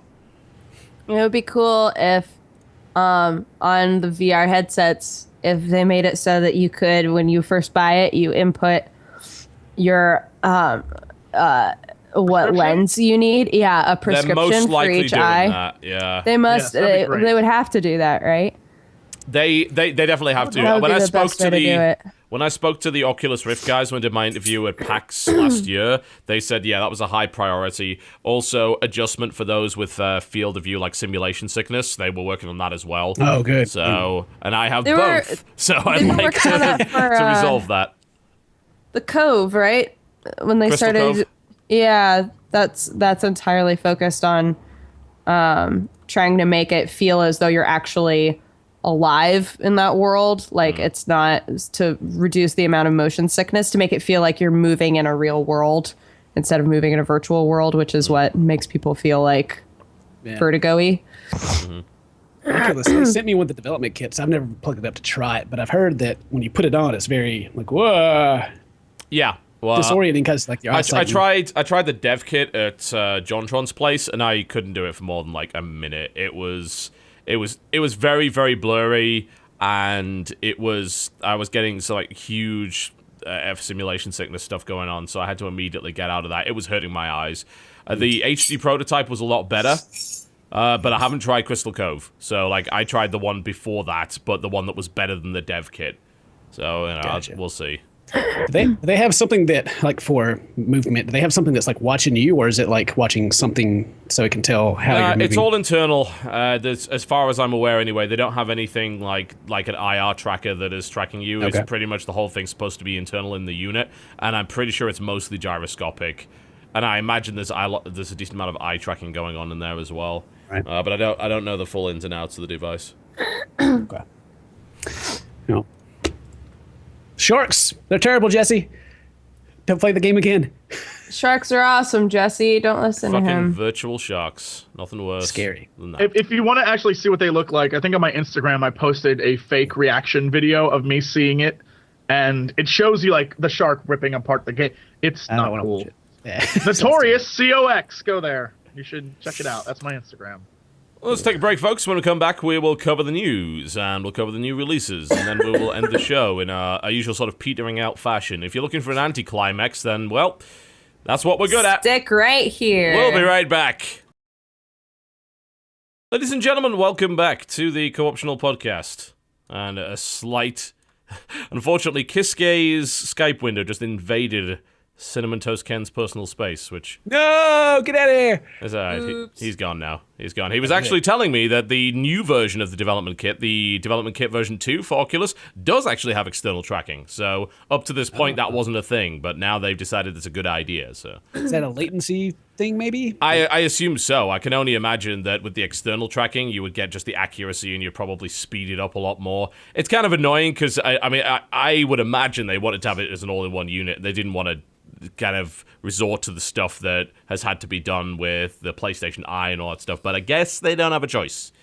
So there we go. I've noticed like seeing gameplay of people playing the Oculus Rift, like the old development one, that they would eventually be looking center wherever they started, but they like have moved, like to where they're looking the other way.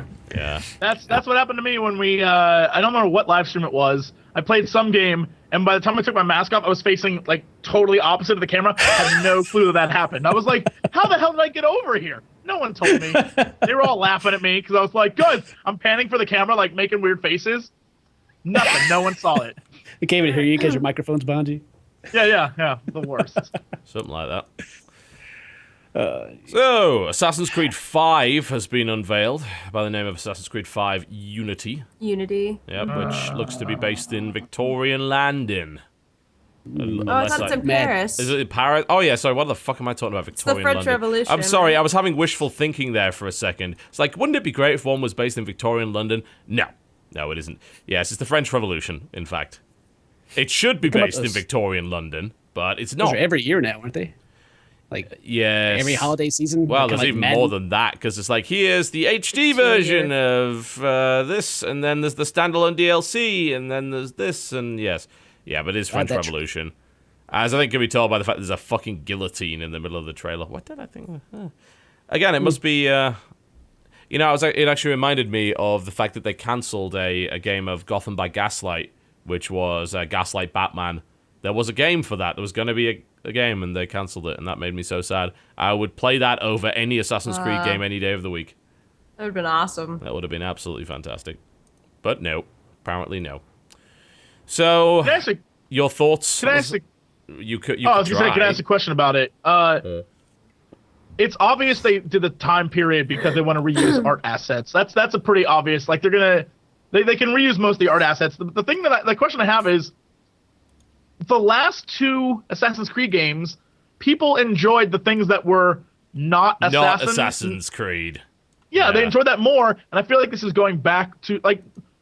I don't know that there's gonna be a lot of like piratey moments in this. I feel like they're going back to their roots, but their roots are getting real stale, and I don't know. I'm sick to death of their roots. Yeah, I haven't been that in, like Assassin's Creed 4 was good because I didn't give a shit about the assassin part. I had a blast. I was like, I'm a pirate. This is great. Yeah. Now I'm a little worried that they're gonna make me have to go through all the assassination stuff, which I was just not a fan of. I don't know. That's what it looks like to me. What would they have to do to make the assassinating fun for you again? Change it from what it's been the last 7 games, however many little side games they have. It feels the exact same. Like even though they update things, you're still doing the exact same way of murder, and the whole system of like you have to do it as accurately as possible, or else your memories are going to get screwed up. Like I don't know. I'm not a fan of it. I mean, honestly, I couldn't tell you what they need to do because I think they should have stopped making the games. I feel like they should have just stopped. They told their story, and now they're like, let's keep stretching our story. And I feel like they should have stopped. Like, I don't know. I'm not really sure what they could do. Do you have to go through the same tutorial, how to do it every game at the beginning that you can't skip? This is still how you do it. Yeah, pretty well. I mean, 4 did it in the sense of, we're going to open up with the ship combat, and then we're going to do a bit of parkour to kind of remind you. It didn't really throw it at you too much. It would have still been nice to be able to skip it entirely. It's like, I've done this same song and dance like 7 times already. This is easy enough to learn. Please don't throw this shit at me. For me, I'd need to see a complete overhaul of the combat system. To start with. The combat system is the root problem with that game. It is far too fucking easy to take on infinite numbers of people because it's basically one giant quick time event, you know? That's all it is. There's far too much tolerance within that game for that kind of stuff. The only game that even made it remotely difficult, and I wouldn't even call it that, was Liberation HD, where if in one of the costumes you had bare minimal weapons, so that made the combat a bit harder. But outside of that, you are a fucking mass murderer in all of those games. You're not an assassin. It's a giant power fantasy. I would love to see the combat engine retooled in such a way that you would actually have to fucking try for a change. I would like the enemies to be a lot more challenging, a lot more dangerous, and I would like the idea of flight. And by flight, I mean running, not actual flying, although flying would be kind of cool anyway. But they've already done that in Assassin's Creed 2, so fuck that. I would like the idea of running away and hiding to actually be key to the series again, and because it never has been. Like I remember it impressing me upon the original Assassin's Creed. The game would tell me over and over again, this is really important. Like, this is how you hide from guards. This is how you do this and that and the other. You're gonna need this, and you didn't, and you never have, because it's unless you've been in a mission where it specifically designed it around that. Like there was an instant stealth failure state or whatever, which is an infuriating way of doing things. I'd love to see that. You know, you are an assassin. You're supposed to get your target and get out. You're not supposed to be able to fight your way out through hundreds of highly trained and armored guards on your own.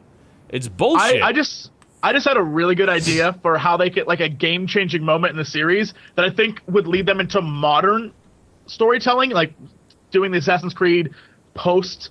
I don't know. Maybe we can even do post 1860, but 1900s is.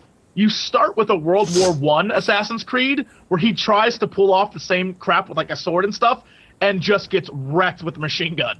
And that's like, you play as a character and you think this is the main character and he gets just gunned down by a machine gun. I can imagine the open. You remember the opener for 3 where he's like jumping into fucking musket lines with a sword and shit? Yeah. Does that into a goddamn Vickers gun and just gets blown away. Right, and that's the moment where you're like, holy shit. This like, doesn't now work I actually anymore. have to sneak and be a real good assassin because these guys can turn around and shoot me. And to be fair, World War I would be complete. That would never work. I mean, World War I would never work because you can't be an assassin in fucking trench warfare.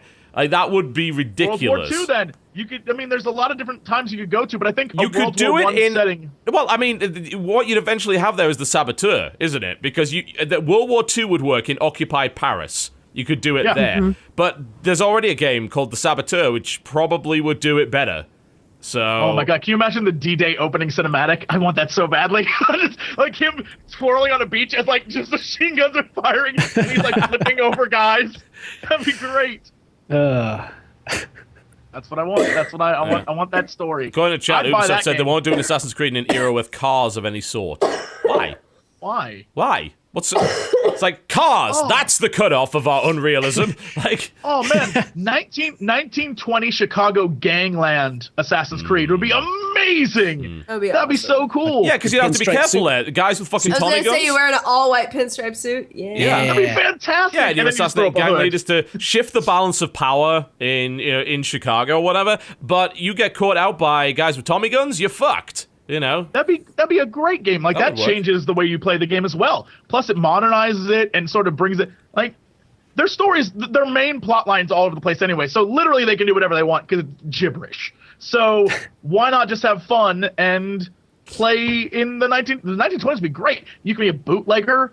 Yeah. That'd be great. So much Yeah. fun. I do dig that. think like Speakeasies.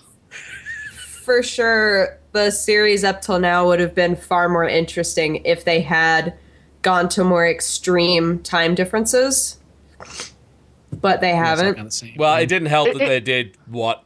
It was more. Was it more than 3 games in that Renaissance era? Because obviously they had the 3. They had 2 Brotherhood and Revelations, but there was at least I think 1 handheld game that was also based around there too. So it may have been 4 in that era.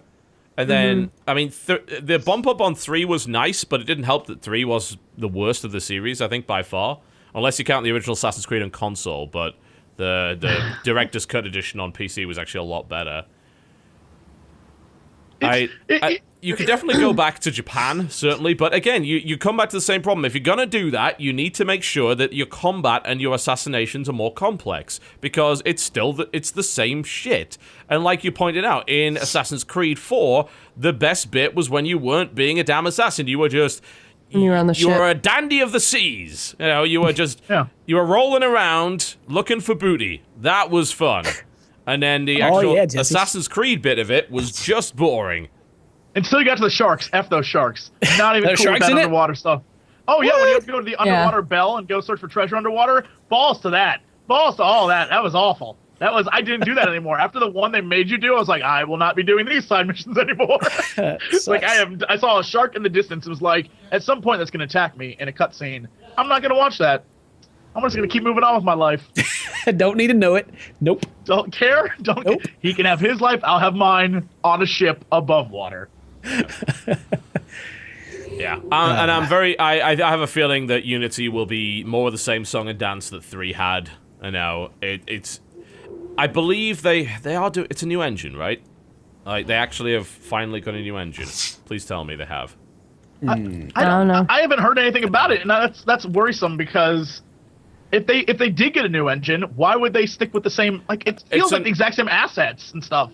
Like we're just gonna use more tricorn hats because we fucking No, got. I don't think it is actually a new engine by the looks of it. I have no evidence of that. The only thing that there's people claiming that it might be running on a new iteration of Anvil, or it may be using Snowdrop, which is the other Ubisoft engine, but I can't find any evidence of what it's actually running on at this point. I don't know. Not a clue. I don't believe they've even discussed it. They put the trailer out, and I don't believe there's anything else. That'll be a question for E3, I'm sure. All the dogs that live around me are freaking out. They know you're sick and you're weak. What was They I can saying rent the earlier? Dog Krytek eat dog. engine. Dog eat dog God. world. They know. They know you're weak. They're coming for you. I don't know how Crytek would handle, like, at least that CryEngine 3 would handle a huge open world like that. Yeah, that's true. No. Obviously, Crysis 3 was relatively open, but I don't know about that. They've always gone for kind of the semi-corridor design ever since Crysis 2. CryEngine, it's so good though. The big talk at GDC was the Unreal engine. That was literally like everyone. I didn't see any of it, so I don't know. Maybe you guys know more than I did. But everyone's like, it's gonna change everything. I was like, what are you even talking about? Unreal 4 we're talking about here? I guess so. Or it's like whatever the next one is. Everyone had like pins and badges all over the con that was like, It's so real. It's unreal. I was like, oh fuck. Well, I mean, I've seen games running on Unreal 4, and no, I mean they don't look like that at all. They're good. It's definitely a step from Unreal 3 because God knows we've been on that engine for too fucking long. Maybe it's 5. I don't know what. It's but not literally it started 5. off something- They haven't even released 4 properly yet. It's not 5. I've seen some games and I've played some games with 4, and they're okay, like just preview builds. But the interesting thing about Unreal 4 and the new CryEngine apparently is they're both putting out this kind of subscription model to use the engine. Like instead of like selling a license, they're like, oh, you just pay monthly. And I think with Unreal, they're asking for like a cut of the profits, although it's not like 5% or something like that. Yeah, it's not very big. Like because I remember I think it was Unreal 3, they were saying something like, oh, you know, like under a certain cost, yeah, you can have it for free, but you've got to give a lot of money. And it's like, oh, like that's not good. $19 a month gives access to Unreal 4 and a 5% royalty fee on game fees, flat. And early adopters can now access the Unreal 4 engine right now. But it's not like fully done yet, and they're saying like in about 6 months it'll be the finished product that you can use. It's an interesting model, and CryEngine is apparently doing the same thing. A very similar idea anyway. I'm just trying to look at the price for that. Yeah, $10 a month they're claiming for CryEngine. Which is, there must be a license on that.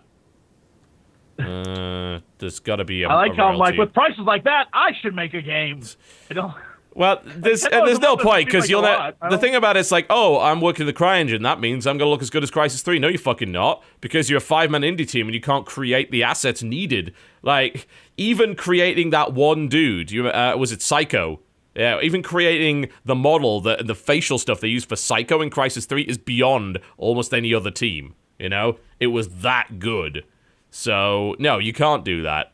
But it's interesting that this stuff is coming out. I think like they feel like they've got to start competing with Unity, really, and because obviously Unity is becoming so ubiquitous. But apparently with Unreal 4, they also give you the full source code, which that's actually huge. The amount that you could do with that is massive.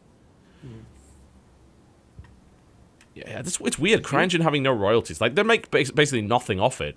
But I wonder if they're just looking for more widespread adaptation of it, so when they release the next version, then it becomes the de facto. Because let's be honest, like, a lot of engine manufacturers lost out in a big way to Unreal 3. Unreal 3 became so ubiquitous. It was everywhere. Everything was running on it. And I think that a lot of engine developers now, engines are very expensive to make, especially the big, complex 3D ones. They are looking to try and get their piece of the pie and put their foothold in. So honestly, CryEngine 3 didn't really... There's not a lot of games that run on CryEngine 3. Not a huge number. Some do, certainly, but not that many. Not compared to Unreal 3. They have Cry in the name. Far Cry. Yep, pretty much. You know, all of the stuff that's... I don't... Hang on. Well, no, Far Cry 3 didn't even run on the CryEngine. No, it didn't. Never mind. No, CryEngine 3 games, there's not a lot, so... Is Thief one of them that runs on CryEngine? Recently I played a game that had a CryEngine. I thought Thief was on its own engine, I can't remember. So the stuff that runs on CryEngine 3, most of it isn't even out yet. Star Citizen runs on it, not out yet.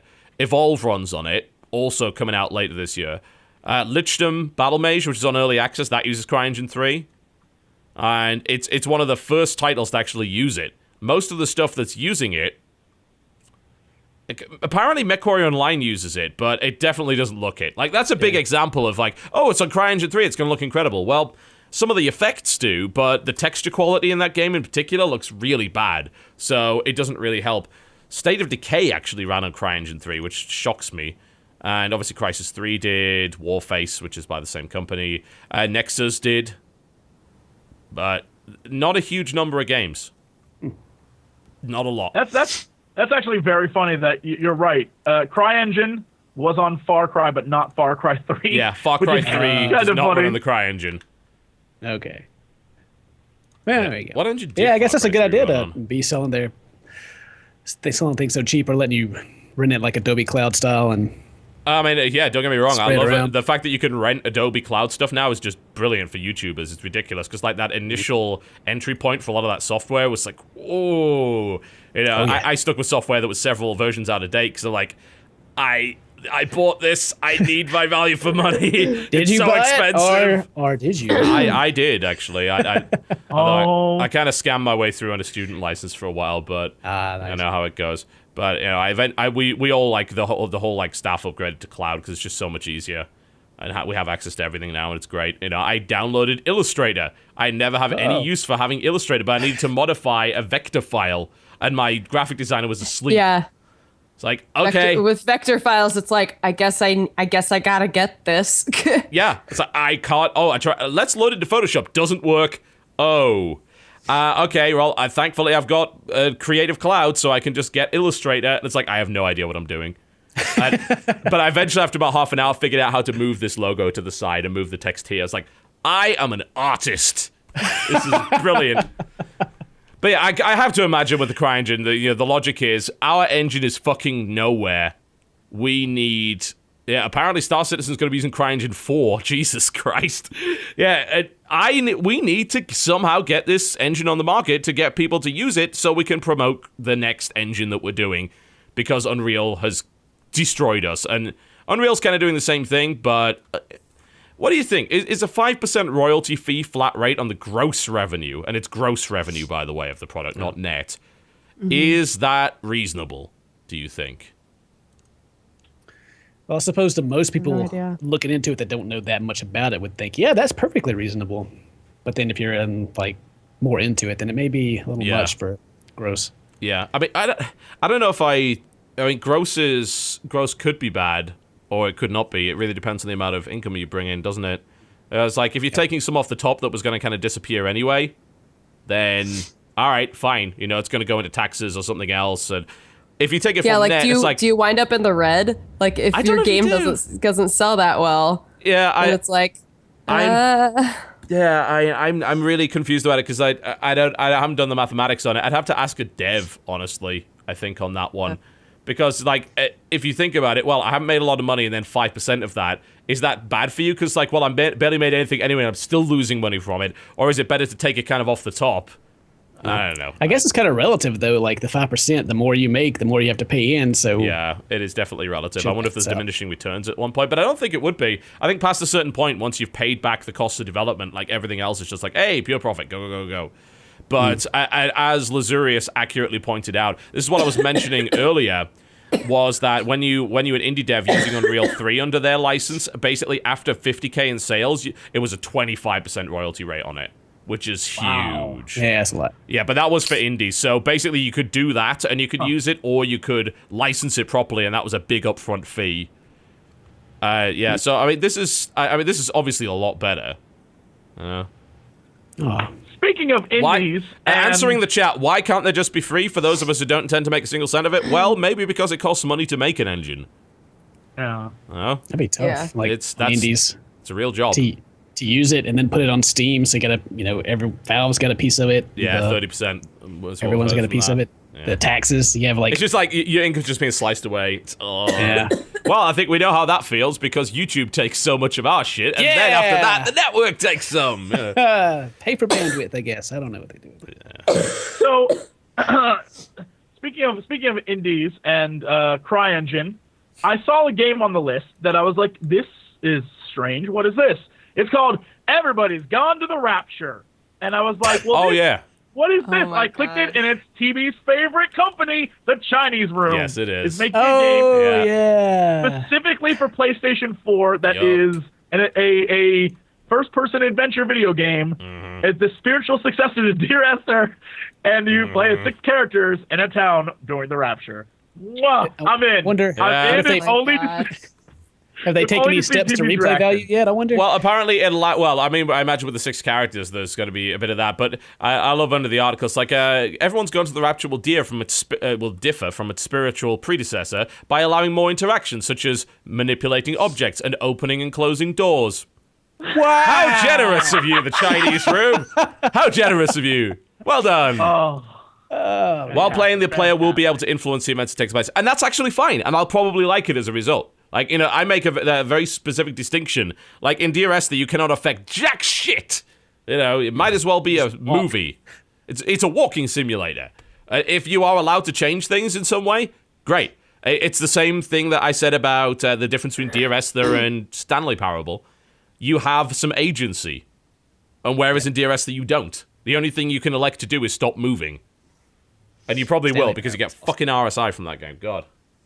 There's a game that came It's not long enough for that. Yeah, thankfully. There's a game that came out today that I thought it was going to be very much like Dear Esther, but the trailer, I don't know what to make of it. Ether 1, have you seen this Ether TV? 1. I actually have code for this. I haven't done anything with it yet.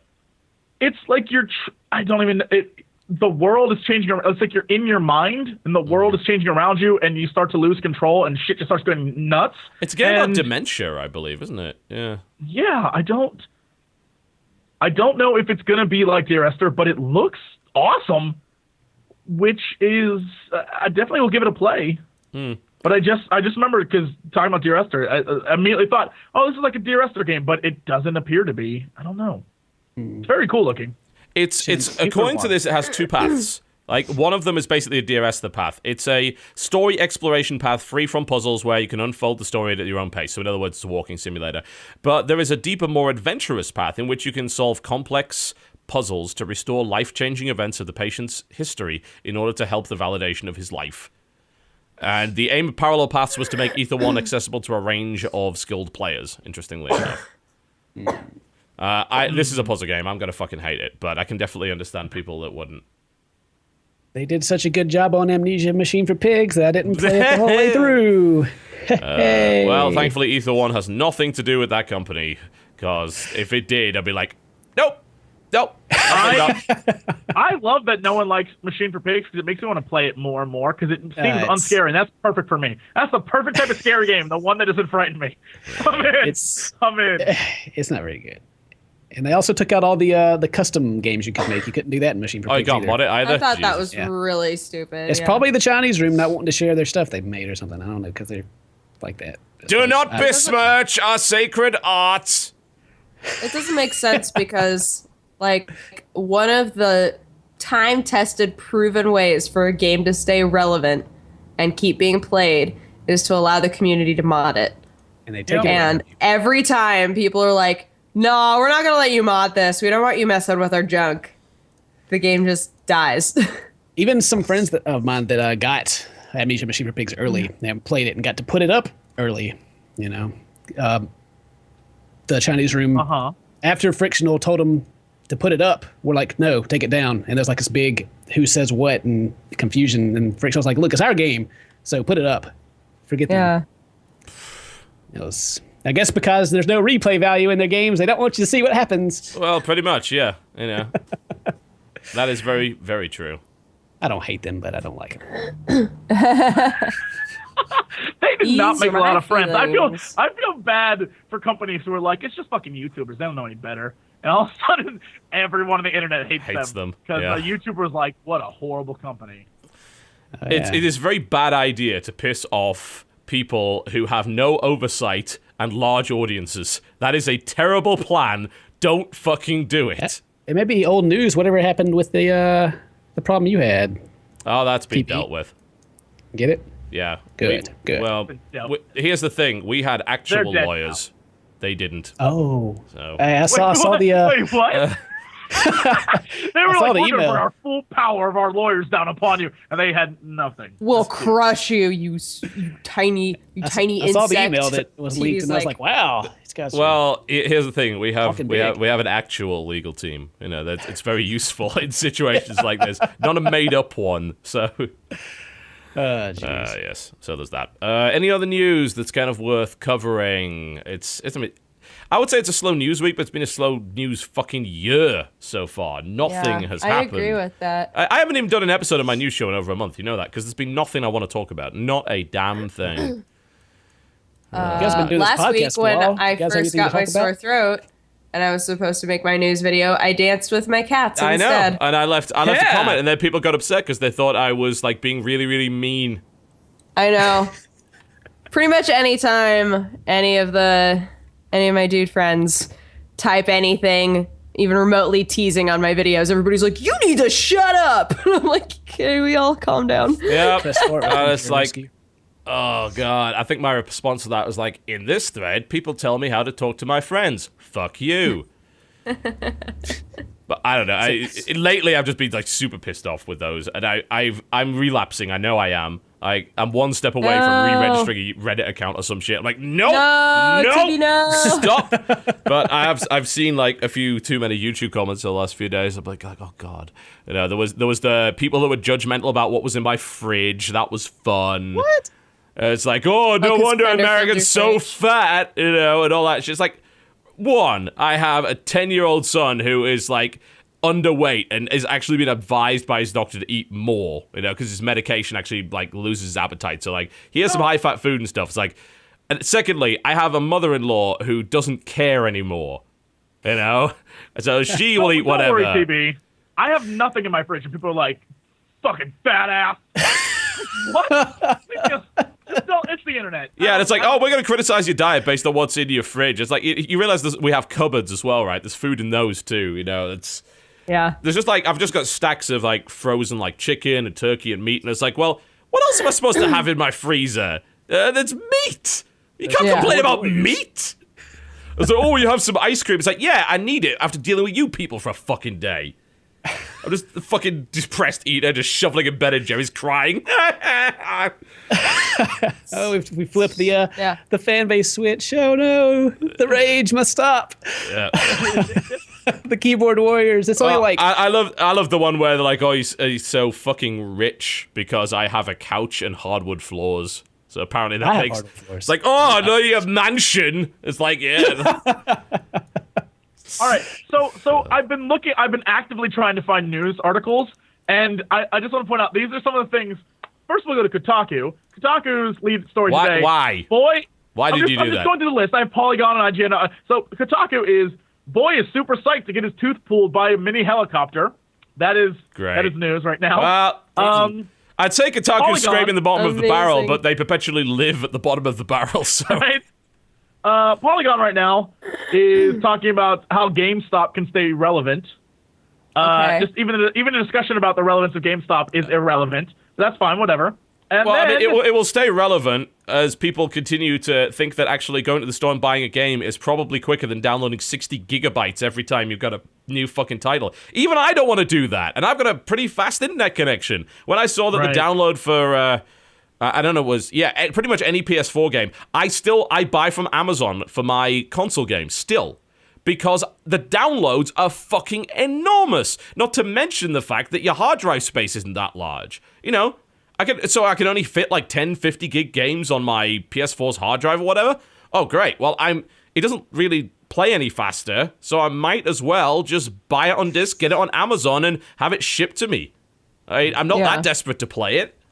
not everyone has the internet. I'm in the middle of LA, and it took me a whole month to get it. So I remember having I had more than a month without internet when I first moved to Sheffield, and all I did was stay in my darkened room and play 360 Oblivion and order pizza. That was all I did. Amazing. 359 hours of 360 Oblivion with no expansions and no DLC. It was possible to get that much time out of that fucking game. wow. Oh my god. IGN, we have advice to break into the gaming industry. Oh, there's Drive Club director. He leaves the studio. Like, there's no... Schwarzenegger talks about Terminator prequel or sequel. Whoa. Literally nothing is happening right now. Literally nothing is happening. All the gaming websites are just like basically 9gag at this point. Just like top 5 ways you can get into gaming. Like, oh my god. Stop. Look at this trolling video from Call of Duty or whatever. Yeah. Oh my god, this is the worst. Like, I saw this video this week. Some asshole was like, I'm going to go into Dark Souls 2 and troll people. What a dick. Who is that funny. guy? That guy. Not even funny. What are you talking about? What? Not even That was funny. original. Well, 7 minutes ago, Facebook bought Oculus Rift. That's a thing. What? Yeah. Really? Yeah. Facebook has bought the prefer- Oculus Rift company. Facebook. Oh my god, there are going to be ads in your Oculus Rift now. Oh, God. You can Facebook with your Oculus Rift. It's in 3D. Oh god. You can go through their pictures. Yeah. They want to... Bikini summertime. Oh yeah, girl. Yeah, they're talking about it. They're talking about the Oculus Rift as kind of a virtual communication platform as well as a gaming platform. In Mark Zuckerberg's kind of statement, he was saying, imagine enjoying a courtside seat at a game, studying in a classroom of students and teachers all over the world, or consulting with a doctor face-to-face just by putting on goggles in your homes. I mean, I think it kind of makes sense that a company like that, I mean, in theory, it could be used as a social tool, so why would a social network not want a piece of that, you know? So would they have to like have special Oculus Rift Facebook owned cameras in said classroom or whatever? Well, I would imagine they might want to be involved in that kind of hardware, wouldn't they? You know, so yeah, because a regular webcam wouldn't fucking work for that. Yeah. Well, I mean, whatever. As long as they make sure that things got funding and it actually comes out, whatever. I'm fine with that. Huh. Interesting. That's some news. Although I cannot imagine necessarily trusting them with that camera. It's like, oh, great, fantastic. So there's a little tracking camera. Yeah. Yeah, I trust Privacy's Facebook gone. with that. I don't know. I hope just a little bit I of hope it news, doesn't. like what the lack of news, and you guys do this every week. Yeah. What do you guys have left to talk about? There's not. Well, we got releases coming. I suppose that's it. Oh yeah, We can talk about releases. Yeah. I'm giving up on news. There's literally nothing happening right now. there's nothing out there. Garbage. Okay. I tried looking. There's garbage. No, there's Releases then.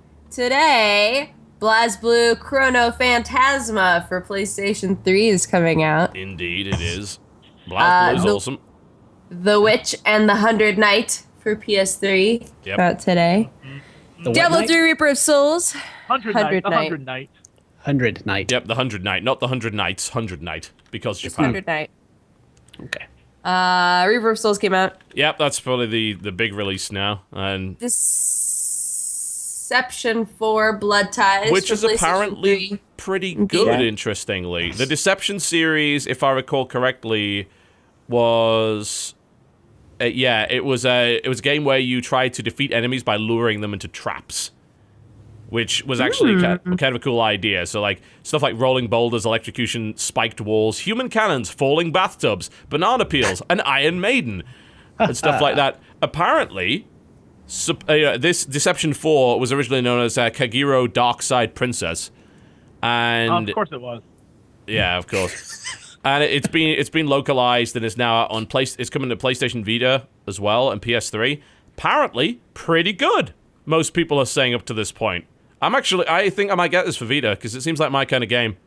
Trap defense and just general sadism. Absolutely, it's right up my alley.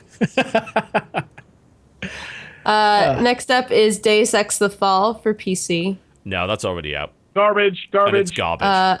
Also Fez, which is already out. Yeah, Fez coming to before- Vita and PlayStation 4, basically.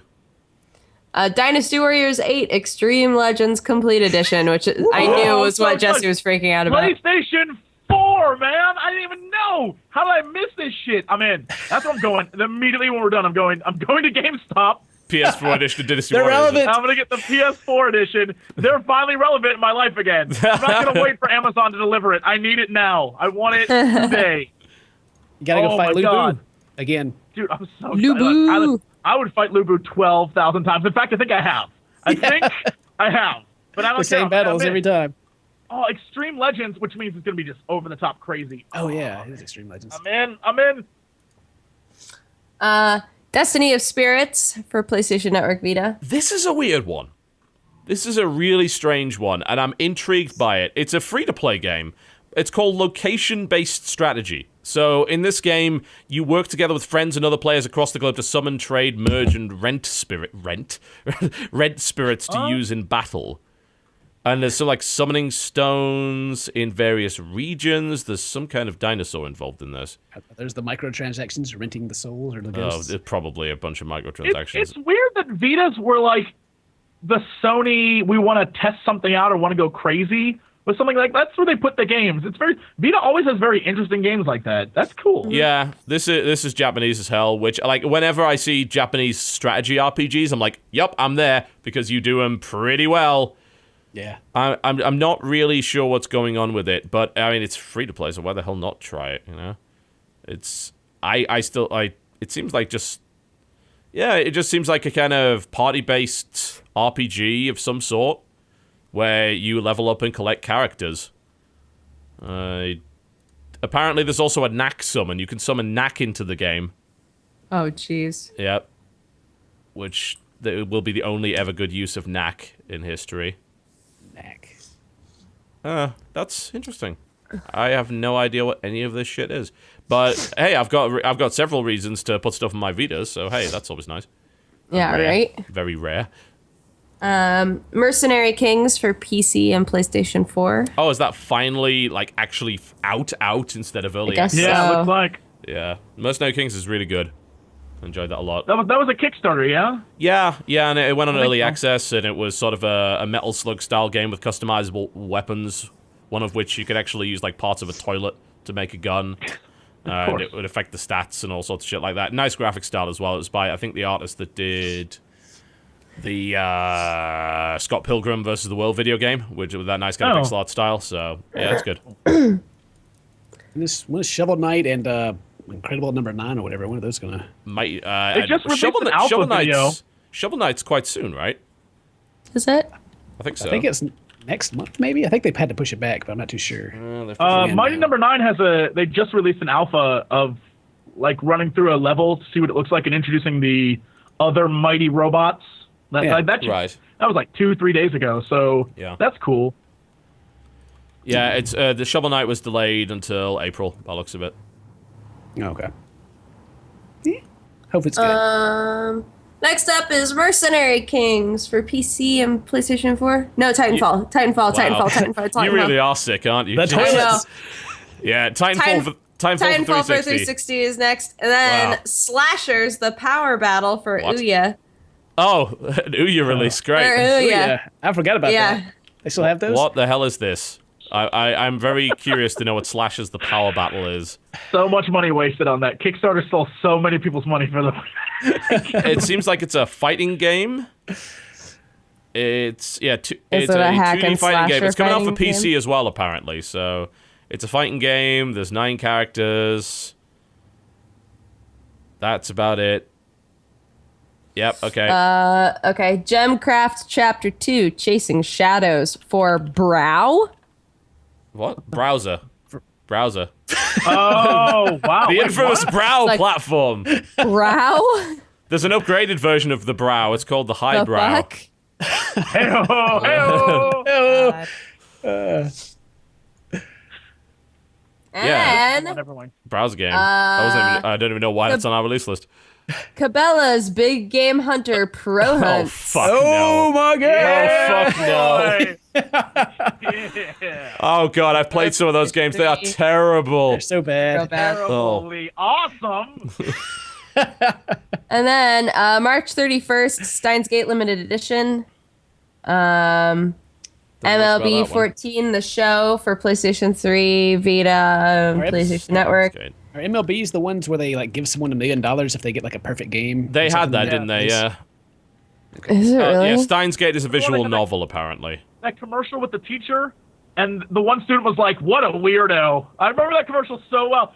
Look, it's on YouTube where it's the guy who won last time, and he was a teacher, I think like a music teacher, and he spent all of his time trying to win that. And they interviewed the students for the commercial, and one guy's like, "He's a weirdo." It's it's so funny. They're supposed to say really nice things about the teacher, and the one kid's like, "I'm not gonna do it. I'm not gonna say something nice about him." It's really weird. funny. He's weird.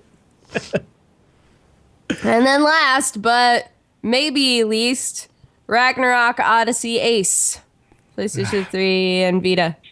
And Yeah. PlayStation Network. Third-person JRPG hacky slashy thingy. And that's it. It's just an upgraded version of the other Ragnarok Odyssey game that was on Vita. Apparently, you can port your characters over. So yeah, that's it. We need the holiday season for more good games to come out. Yeah, I'm kind of excited about these 2 Vita games though. I definitely want to check out that Deception because it was called in the UK. One of those games came out was for the PS2. I think it was called Trapped, spelled Trapt. Yeah, I think I remember something like that. Yeah, and it apparently wasn't very good, but it seems this one is getting really good reviews right now. So now I'm very interested. But is that the Interesting. game where you like maybe it's called like something dungeon where you like set up traps and like the heroes come through and you murder them the best way you can? That's probably Dungeon Keeper, isn't it? Dungeon Keeper. Yeah, okay, maybe. it's a sort of similar concept, but it's kind of in third person. It's more like Orcs Must Die. If you Oh, remember okay. that game, Yeah. And I don't really know why, but you had this, like, demon arm or some shit. In Trapped, you played Princess Allura, who had been framed for the murder of her father, King Olaf. And her only means of defending herself is to summon traps while on the run from assassins. And this whole series in Japan was called Deception, or in this case, Kaguru 2 Dark Illusion was the name of that one. But the latest one is Deception 4 Blood Ties, which is the new one, and apparently that is good. So I went to go see the trailer for this game. Just go type in Deception 4 Blood Ties debut trailer. 57 seconds in is just tits, and I was like, this is a great game. Sold. Sold. I don't know what this game is about, but I like it. It's all Japanese text and, like, anime girls' boobs. We've gone all the way full circle back to boobs. Oh, and she's a cat girl, too. Oh, no. Japan. I Fucking love Japan. Stop ruining everything. You know, I discovered that there's a band over there right now called Baby Metal, which is a bunch of, like, super kawaii, cutesy fucking teenage girls. Yeah, a producer grabbed 3 14-year-olds and was like, I'm going to put you in a metal band. Nobody's cornered this market before. They're really blatant about the fact that these girls don't give a shit about metal music at all. It's so funny. I love it. Wow. I'm a fan. Go Baby Metal. What the shit? I despise the notion of it. Oh my god! All right, I clicked Baby Metal on YouTube. The first song they have is a metal song called "Give Me Chocolate." Yeah, it is. Yep. Metal. I could not hate that so anymore. metal. Give me chocolate. That's freaking awesome. I'm against like any kind of manufactured metal band because I remember I've been into metal for shitloads of time, like huge amounts of time, probably 20 years at this point. And around the time when metal kind of had this little resurgence when the new metal phase came out, like Linkin Park, Limp Bizkit, and shit like that. And that was like suddenly the big labels are suddenly digging up all of these bands that all sound exactly the same, and they clearly just manufactured them for this specific purpose. And it's like, fuck that. And I'm sorry, but this shitty little gimmick band is exactly the same as that. They were manufactured, and any kind of manufactured band is bullshit. It's as simple as that. Doesn't matter what. Go Baby Metal. Fuck Baby Metal. But though not literally, because that's illegal. This video is so amazing. It's them live on stage with the crowd freaking out. It's metal, and then the chorus comes in. It's like a pop song, and they're talking about "Give Me Chocolate," but in the background is just Jesus. Jesus is in the background, just like, "What's up, yo?" You're like a big statue. It makes no sense. Just get that chocolate. Stop it! Stop it, Japan! You've gone too far. Death to those who play false metal. Oh, Death Clock. Manufactured as balls. That is super manufactured. Mm-hmm. Jesus giving out candy, chocolate. Death to all those who play false metal. Jesus loves Skittles, but he can't hold them in his hands because there's holes in them. God, I can't stop watching it. I'm sorry. I'm sure we're supposed to be doing a podcast. I can't stop watching this. It is incredible. Jesse, stop being a pedophile. Those are 14-year-old girls. Stop watching them. Look. Japan doesn't insist on shoving that in your face. I'm watching it, and I've never been more shocked by anything in my entire life. I feel like this is... You know when they have, like, in future movies, they always play, like, future music, and it's always really weird sounding because it's always gibberish and garbage? This is the beginning of that. This is future music. This is what your grandkids will be listening to and you'll think is garbage. It's happening now, people. The future's here, and you aren't prepared for it. Illidan was right. You are not prepared. That's a WoW joke. That's how old I am. I'm telling WoW jokes. It's all right. It's a Heroes of the Storm joke now because he actually says you are not prepared when you use your second ultimate, the Hunt, and then charge into the middle of a fight and instantly die. Do you guys remember that webcomic from forever ago where he's making a turkey? Yes. And he opens up the oven. You are not prepared. That made me cry. I was laughing so hard the first time I read it. Yep. Jeez. Yep. Senpai Jesse. Apparently, no, I will not love you. I will not love you. Stop it! Immediately. I will shut this podcast down. We are not going to Disneyland. I'll turn this motherfucking car around. Stop. No. with the We're anime always at bullshit. Disneyland. Yeah, no, Disney owns us. required. It's always Disneyland. Oh my gosh. Oh my God. So I want to invite ladies back to the Magic Mountain.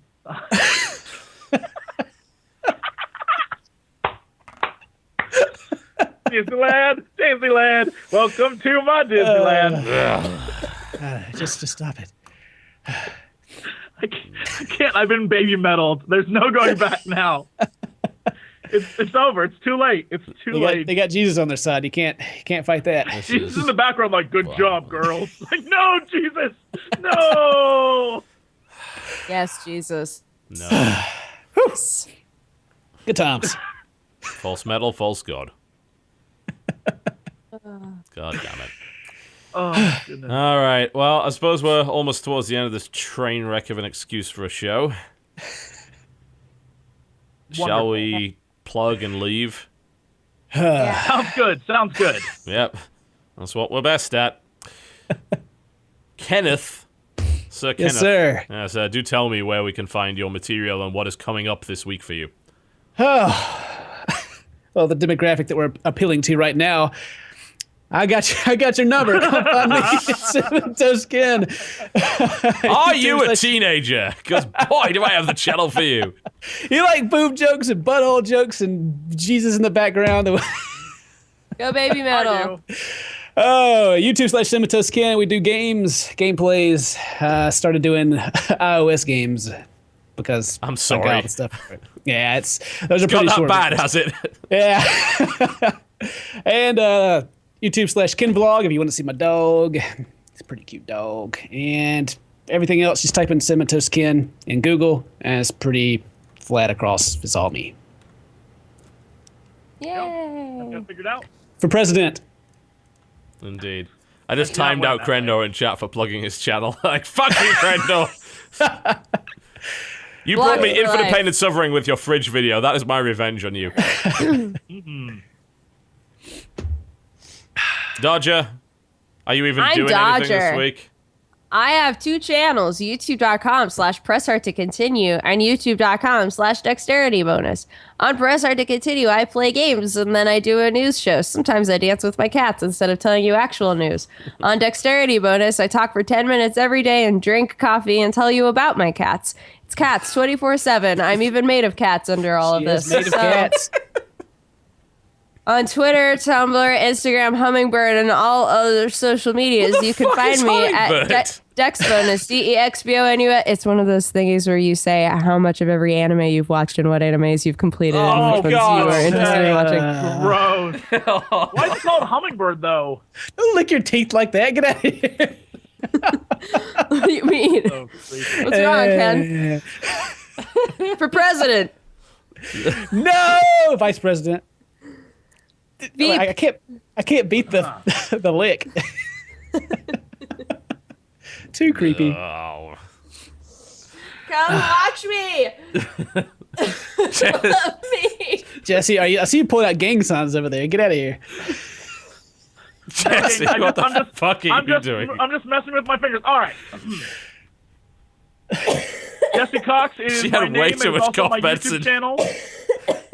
Jesse Cox. It is my name. It is my YouTube channel. You can go there, youtube.com/Jesse Cox. I have one channel where I do a bunch of different things. This week we'll probably do Diablo and BioShock Infinite's new DLC. We'll continue with Shadow Warrior because it's wonderful. It is. And that's pretty much it for the channel. I go to Twitter, Jesse Cox, Facebook, the Jesse Cox. If someone stole it, that's fine. I am also made of Cox, and underneath it's all Cox Cox. Optional. Cox Optional Cox Podcast. optional.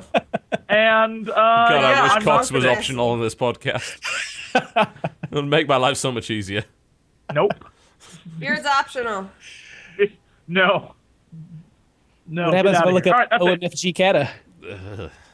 That's also where you can go on Twitter to find my stuff if you don't want to see my tweets and my Instagram photos. And Oh, we Instagram, certainly do Notorious not. COX. Go there. Notorious. Notorious COX. Uh-huh. Well, I'm going to actually be away this weekend, so you can expect a dearth of content, because I probably will not be able to make enough content within the next 24 hours to serve you for 4 days. I apologize for that. I'm going to Atlanta, Georgia, to go to GameVidCon, GameVid Expo specifically, and it's going to be a fairly small sort of expo, which will have a bunch of YouTubers at it, and we'll be making some content. Hopefully it will be all recorded. There'll be a lot of panels, and if I'm good at anything, it's talking bullshit on panels for an hour, and I'm going to be doing a lot of that. I believe I'll also be playing in a Smite Celebrity Show match, which will probably go very, very badly for me. But That sounds fun. yeah, they're also doing the $100,000 Smite launch tournament there. So it's kind of in the same area, but you need a separate ticket for that. And apparently they're sold out, actually, so the whole arena's full.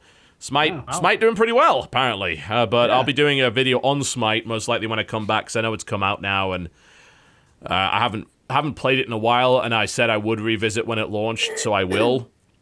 Outside of that, I'm looking at Betrayer right now, although I'm bloody well confused, so I suppose get back here, Steam. Jesus. My Steam will not stay on one monitor. It's like, I want to be here! No. Oh, do they still have like the screen, or the Steam, what is it, like big screen where it just takes over your whole monitor? They certainly do have that, but in this case, oh wow, this I must do. Gardeners Incorporated, From Rakes to Riches, is now available on Steam. Is this a fucking tower defense game? No. You can create beautiful gardens to your liking or try to guess the taste of your customers. Countless achievements. High replayability. 50 dynamic and varied levels. You should try out Science Girls also while you're at it. That's a few years old now. Apparently that's quite good, so I've been told. Is it? Yeah. It's No, I was making fun of it. But I don't like stand the corrected. art in it. That's all right. What? The Art and Science Girls I don't like very much. All right. Good to know. Whatever, doctor. Go baby metal! Fuck you! You gotta lick your teeth while you do it. This is what you get for promoting that terrible excuse for a band. Get out of here. Go. Wait a minute. I thought Explodamon had already come out. No, apparently. Explodamon? Like Pokemon, but explosions? Is it? That's a baby metal album. Explodamon. Explodamon. Hang on. Give me chocolate, Explodamon. Was this never out on Steam or something? I did a video of Explodamon like 2 fucking years ago. Yeah, it came out in 2011. It must have never come out on Steam. All right, Jesus. I was like, hang on a minute. I remember this game. It's like almost like a Mega Man-esque kind of thing. And also with I don't know if you saw in it. this, TV, but this is you. You're so... That's what was sent to me. Yeah. That's... Wow, someone did that in fucking 20 minutes? That's impressive. Yep. Yeah. Nice hat. I like Cox and Crendor brand ice cream. We need to get on that. Crendor, call me. No one wants Cox flavored ice cream. I was gonna say I wouldn't eat ice cream that said Cox on it. They don't know that they don't want it until they've tried it. Yep, absolutely not. No, all right, folks, we're about done. Thank you very much for watching the Co-Optional Podcast. You can, of course, check us out on youtube.com/CynicalBrit, youtube.com/Jesse Cox, youtube.com/CinnamonToastKen, youtube.com/PressHardToContinue. Check us out on Twitter. Midwest, yo, represent. Fairly similar places. Midwest. Locales. We're not part of any gang. 24/7 Midwest. There's no baby metal. No gang activity. Although if she keeps promoting baby metal, there sure as hell will be. Goodbye. Bye. Grab it. Idiots. This is